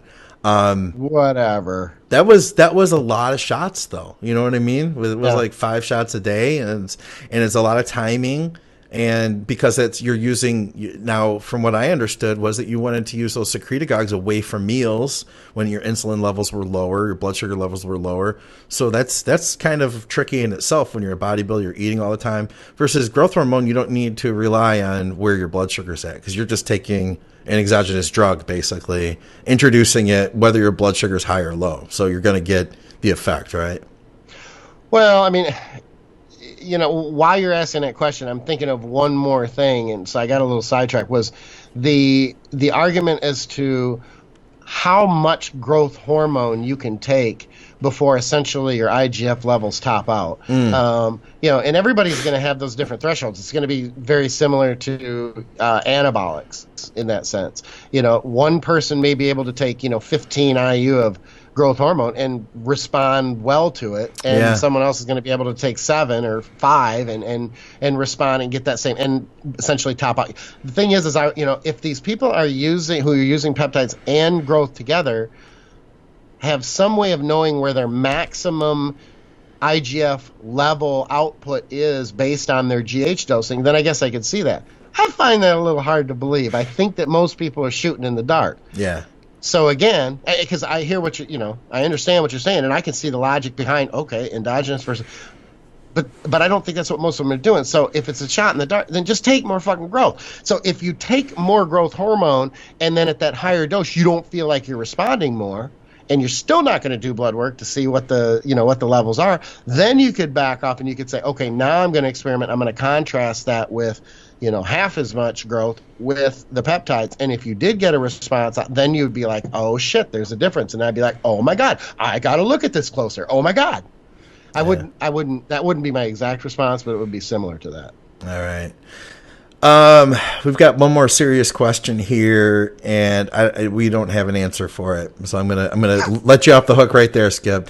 He says, I will ask it though. He says, if fasting blood glucose is reading in the high 90s pre-fasted cardio, how much insulin would you guys use alongside injectable L-carnitine before worrying about the potential of going hypo? Ooh, man, yeah, that's a tough one. And I am, I'm very pro a couple IU of insulin before cardio, but that's a whole other discussion in itself. I want to bounce that one back and forth with Scott, unless you have do you have a history with, okay, I didn't think so. No. I'll bounce it back and hold it, because I want to bounce it back and forth with S2H on the next show, because I think it's a great, I'm big on, I like insulin before cardio. It might not be throughout the week, but especially coming off of skip loads, there's a relationship to the higher blood sugar levels, like he's talking, and that sort of thing. But sometimes it's hard to. There's things there. It's a good question, but it's a good topic. Yeah, and I feel like it's a tough one to answer because he's asking how much insulin can he use. Yeah, I feel like that's a real subjective answer. The answer is going to be specific to him, and right. I would think like the least amount. Oh, definitely the least amount, but it's very situational. Here's what I could very easily say, it never really has to go over a couple to a few IUs. Okay. And it depends on, whether it depends on how you do it, what your protocol is. And I don't want to complicate it too much now, but usually, I do anyway, fasted cardio in the AM with insulin prior to that, but there's other factors. I appreciate that he used a blood glucose level, because I think that's important, but there's other factors. I don't typically use blood glucose numbers. I know that may sound a little, gee, why don't you? But the reason is just because with skip loading and how I do it early in the week, as you start to get into the week and you get more depleted, then we pull the insulin out. Okay. Because you probably had clients who they've gone hypo before doing cardio without insulin. But yet with 2 to 3, sometimes 2 to 3 insulin IUs of insulin, or 2 to 3 units of insulin, freak people out too. You don't want to just throw it at your client and go, hey, let's do insulin before we do cardio. Yeah. So I'm always careful with shit like this, because there are people, they won't admit it, but there are people who listen to what we do and they're like, well, I'm saving a lot of money. I'm not working with nobody. Yeah. I'm going to try this on my own. And we're like over here going, oh, fuck. Okay. You'll be back in a couple weeks with another question asking, well, how do I not hit my head when I pass out and go hypo on cardio in the morning? Yeah. Wear a helmet. Just fucking wear a helmet and a mouth guard. So what's happening there? You're lowering blood sugar, just for me and the audience then. So you're in a fasted state already. You're then going to lower blood sugar even further with, we'll say, 1 or 2 units of insulin pre-cardio. Now, obviously, blood sugar is going to go down even further with that insulin. What benefit are you going to get out of that then? Well, what you're going to do is, and the reason that I used it wasn't just to go. You have to understand. I mean, my method being skip loading. This is so that you don't come into Monday and Tuesday with higher blood glucose levels, because it's the whole premise of, and people will argue this until they're blue in the face and probably the end of time, because studies don't conclude shit. You can find a study to prove both arguments. I'm a fasted cardio guy. I have seen it through my experience be more effective than not. It isn't something that I can pinpoint and say, well, everything was exactly the same this way and it was fasted and everything was exactly the same. It's just that over time it has worked, and it's not enough for me to sit back and try to figure out, and maybe it is splitting hairs. I mean, it very well could be. The point is when I think a lot of us with our methods, we go with what we feel has worked in front of us, but we go with what looks good on paper and makes sense and is logical as well. Those things have always fit for me. Now, if you can't do it fasted, it's still more important. It's not like you do it fasted or you don't do it at all. You would still benefit, and it may be minimal, but the point is, to me, that's the most efficient way to do it, in my opinion. Blood sugar levels are the lowest because that just logically means you're going to dip into body fat stores more easily instead of dipping into basic, whether it be glycogen or anything else. Obviously, it depends on anaerobic threshold, all that sort of shit, which is, we can go on forever about that. But when you come into the first couple days, and people will know this if they do any type of load or even cheating on the weekends, you can just rip through cardio those first few days. Feeling good. Feeling good. This is easy. Yeah, this is no problem here. I'm just going to do cardio forever. Maybe I'll do an hour and a half today. It's just different. Then you get to 30 and you're like, get to Thursday and you're like, fuck my life. I've done 3 minutes and it feels like I've been on it for 3 hours. Right. A lot of this is blood sugar levels, and you just don't want them to be up. It's not the preferred fuel source. You want the preferred fuel source you just want to make it easier for your body to burn body fat. Is about the best way to put it. And the insulin helps to do that. It doesn't necessarily put you, people will say, it has to do with, well, you got to bottom out. You don't have to bottom out. You just try and take the edge off of the fact that your blood glucose levels are probably going to be higher. Okay. On a related note then, and this is our off-topic question. Tim asks, can you ask Skip if chocolate pancakes are more anabolic than buttermilk pancakes? You're not hugely a pancake guy, though, are you? I'm not. No, they have to be very specific pancakes because I'm very picky. Snooze. That's why when he said chocolate chip, I'm like, lame. You don't like chocolate chip pancakes? No, it's something that's not a preference of mine. But again, I'm not a big pancake. I did have pancakes this morning with Scott Stevenson and my wife. Oh my god! But they were Bananas Foster pancakes from Foxy Brown. So those are really good. Those are good enough that I bypass the French toast. Okay. Because I'm usually a French toast guy. Do you remember we had a contest about your favorite food? We had a couple people. So many people knew. That was kind of blew me. We had people that knew, and if I recall, the reasoning was because it's easier to make a good French toast than it is to make a good pancake. Was what you said, right? Yeah, I think it's more. To me, French toast is just heavier. It's more. It's just heavier. There's more texture, and it's just heavier. I don't know. They don't give me enough of them, though. That's my problem with French toast. They just got to order more. Yeah. You just order more. One other thing, we didn't cover this at the beginning of the show, but you had mentioned, I don't know anything about this. You said everybody is talking about Chad Nichols' kids. Oh shit! Yeah. Matter of fact, That should have came up when we were talking about the craziest strength shit. This is retarded. He's feeding, and I'm kidding because I don't want Chad calling me fucking pissed off, and he would probably know I'm kidding. But it's like he's feeding them fucking D-ball Cheerios or something. And even that, in his defense, would not create this. If you guys have not seen, when I say you guys, I'm talking about the listeners right now and viewers. If you have not seen what these mutant kids of his are doing, okay, Chad Nichols is like the diet doc, right? On Instagram, I think it's the diet doc. Look this up because he's got a 12-year-old and a 15-year-old. This is fucking retarded. The 12-year-old has squatted 405, I think, for a couple reps. He benched He benched 300 legit. Like you would think, like, you know how a kid like wobbles up 300 and shit. It was fucking solid. Wow. And the 15-year-old looks like a morph of Dolph Lundgren and somebody else. He's got a dimple in his chin. He's 15 years. He's 6'3". Yeah. I'm thinking, I have never in my life thought I do not want to get in a fight with a 15-year-old. Yeah. But I don't want to get in a fight with this motherfucker. And the fact that the young kid is 12, and you should see the way he benches. He's clearly a student. He's been taught. Like, it's powerlifting, toes and feet underneath. This form is impeccable. It's crazy. Now, I understand it's Chad Nichols and it's Kim Chayevsky. I get it.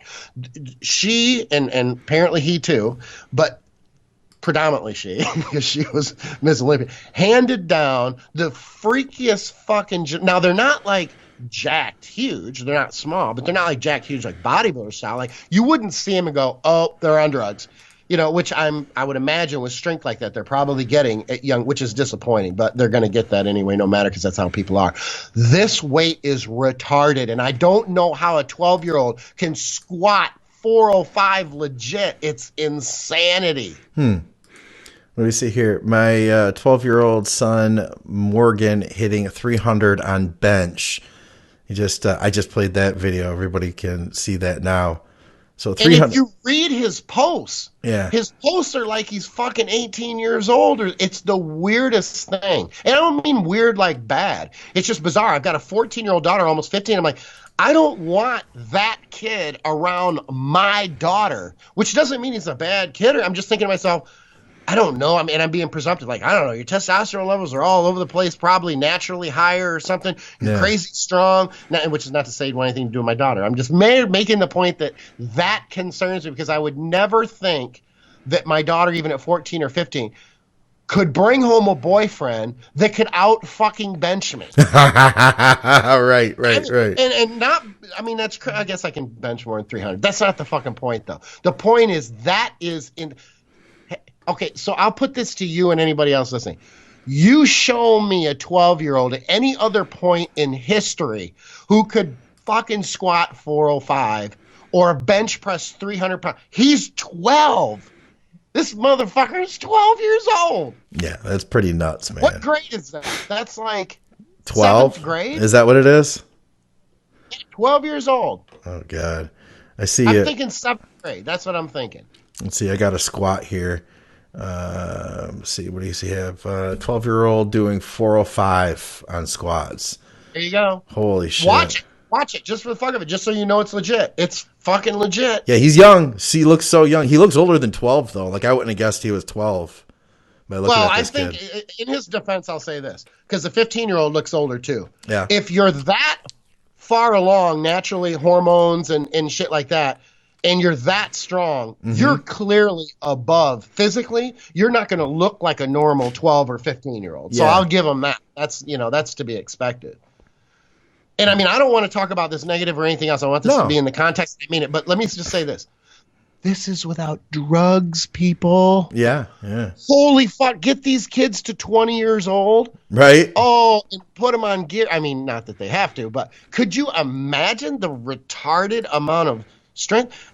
take the drugs out of the equation. What are they going to be doing when they're 20 years old? And I don't want to hear some asshole, and I'm serious, I don't want to hear some asshole out there if you're thinking about, well, them growth plates ain't closed up yet. They're going to be all kinds of fucked up by the time they're 17. Shut up with that. They're further ahead than 12 and 15 years old. To be honest with you, strength-wise and that sort of shit, they're further ahead than the majority of us who are 40 years old. That's crazy. And you know what, too? Chad Nichols is no slouch either. I mean, I'm looking at, I think this is him here. He's got this video he posts. He says, hitting back day, and every once in a while, the boys con me into doing something stupid. So decided to deadlift, went up to 525, and it actually felt good. And then finished with a set of 475 for 5. I mean, he's pulling 525. Like, it's not like it's easy, but I mean, it definitely doesn't look super difficult. Like, he's not... It didn't take everything he had to do this. Yeah, and I have to be fair. I'm glad that you said that. I got to be fair because I give, Kim all the genetic, credit in that because she's the bodybuilder and everything else, which isn't fair because clearly, he genetically he had to contribute. I'm trying not to make jokes there, but he contributed at some point to the process. DNA and that sort of thing. So yeah, he's no slouch. He's a big dude. I don't know if you've ever stood next to him, but he's. I haven't, no. Yeah, he's not a small guy. He's not a small guy either. And they have created a couple of freaking mutants, man. That's badass, man. That really is. Yeah. I got another one here. Let me see what's this son about to squat here. This is 365. I'm not sure how many reps he's going to go for here. But he's got 365 on the bar, and he walked it out like it's pretty easy for him. I know. I said the same thing. He'd done that a few times, I guess. Yeah. Okay, so he's really grinding on it. But, I mean, 365, he just grinded on it like hard, and he made it work. That's freaking awesome, man. That's cool. Yeah. Yeah. So that's I think that's all we got here, Skip. I think that's all the questions. Do we have anything else here? I know you had you had provided us today with a list of topics that we had covered. Some of them. I think there's a couple of them. One of them maybe we didn't cover. A couple of them we didn't cover. We should save those for the future, for the next show. That sounds good. All right. So you had a good time overall down at Junior Nationals. That was fun.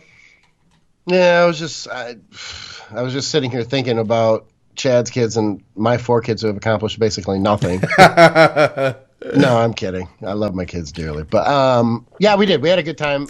Melissa going with me is cool, and she's probably listening, so this is my rehearsed version. But it was cool because she doesn't usually go out of town with me. So to be able to go and hang out at a show, even though it was a show and stuff, clients were cool. It was just fun. It was a nice way to get it. And from there, we went up. It was in Chicago, obviously. Junior Nationals are in Chicago, for anybody who doesn't know. Our middle daughter, Riley, is going to nursing school in Milwaukee. So she came down and picked us up, and we spent 2 days up there with her, which is nice because we haven't seen her since January. So that was a lot of fun, too. And we went running around with her and her boyfriend, Melissa, and I think very highly of. We said the other day, we're very fortunate because our girls, and Tate for that matter too. I don't want to take anything from him, but the 2 oldest girls so far, I leave Reese out because she's only 14, but they have really, the guys they have, married or are, long-term boyfriends are really good guys. They're good people that, I've tried to, I'm dad. I'd have picked them apart if I could, and they're really good. That's cool. People. So it's nice to know that you've raised your kids well to make, they're strong enough to be able to pick those good people and not be in bad relationships and stuff, which is not to take, if anybody out there is listening to this go, well, that's not because of bad. I'm not trying to, say, I'm just trying to say in my particular situation as a dad and as parents for your kids, it is nice to when they are good people that they choose and they're treated well and they don't take shit and that sort of thing. It's kind of nice. Yeah. It's that's cool, man. I'm looking. We're still getting more people commenting. Somebody asked how does Skip get his teeth so white? And John Smith, the guy who asked about the insulin on fasted cardio, he said word on the street is that if you achieve a French Polynesian tan, your teeth will look super white. Yeah, I think that probably helps. If I did not have a tan, they'd probably look like urine. Oh yeah.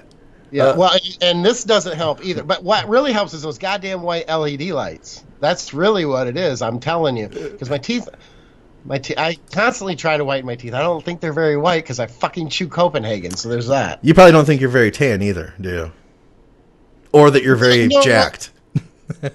No, I think I'm pretty tan. Because you're pretty tan, you got pretty white teeth, and you're pretty jacked too. So I'm just gonna throw it all out there. All right, Scotty. Damn. All right. Well, wish we had S2H with us. That would have made it a party, right? Nah, I don't miss him, honestly. Yeah.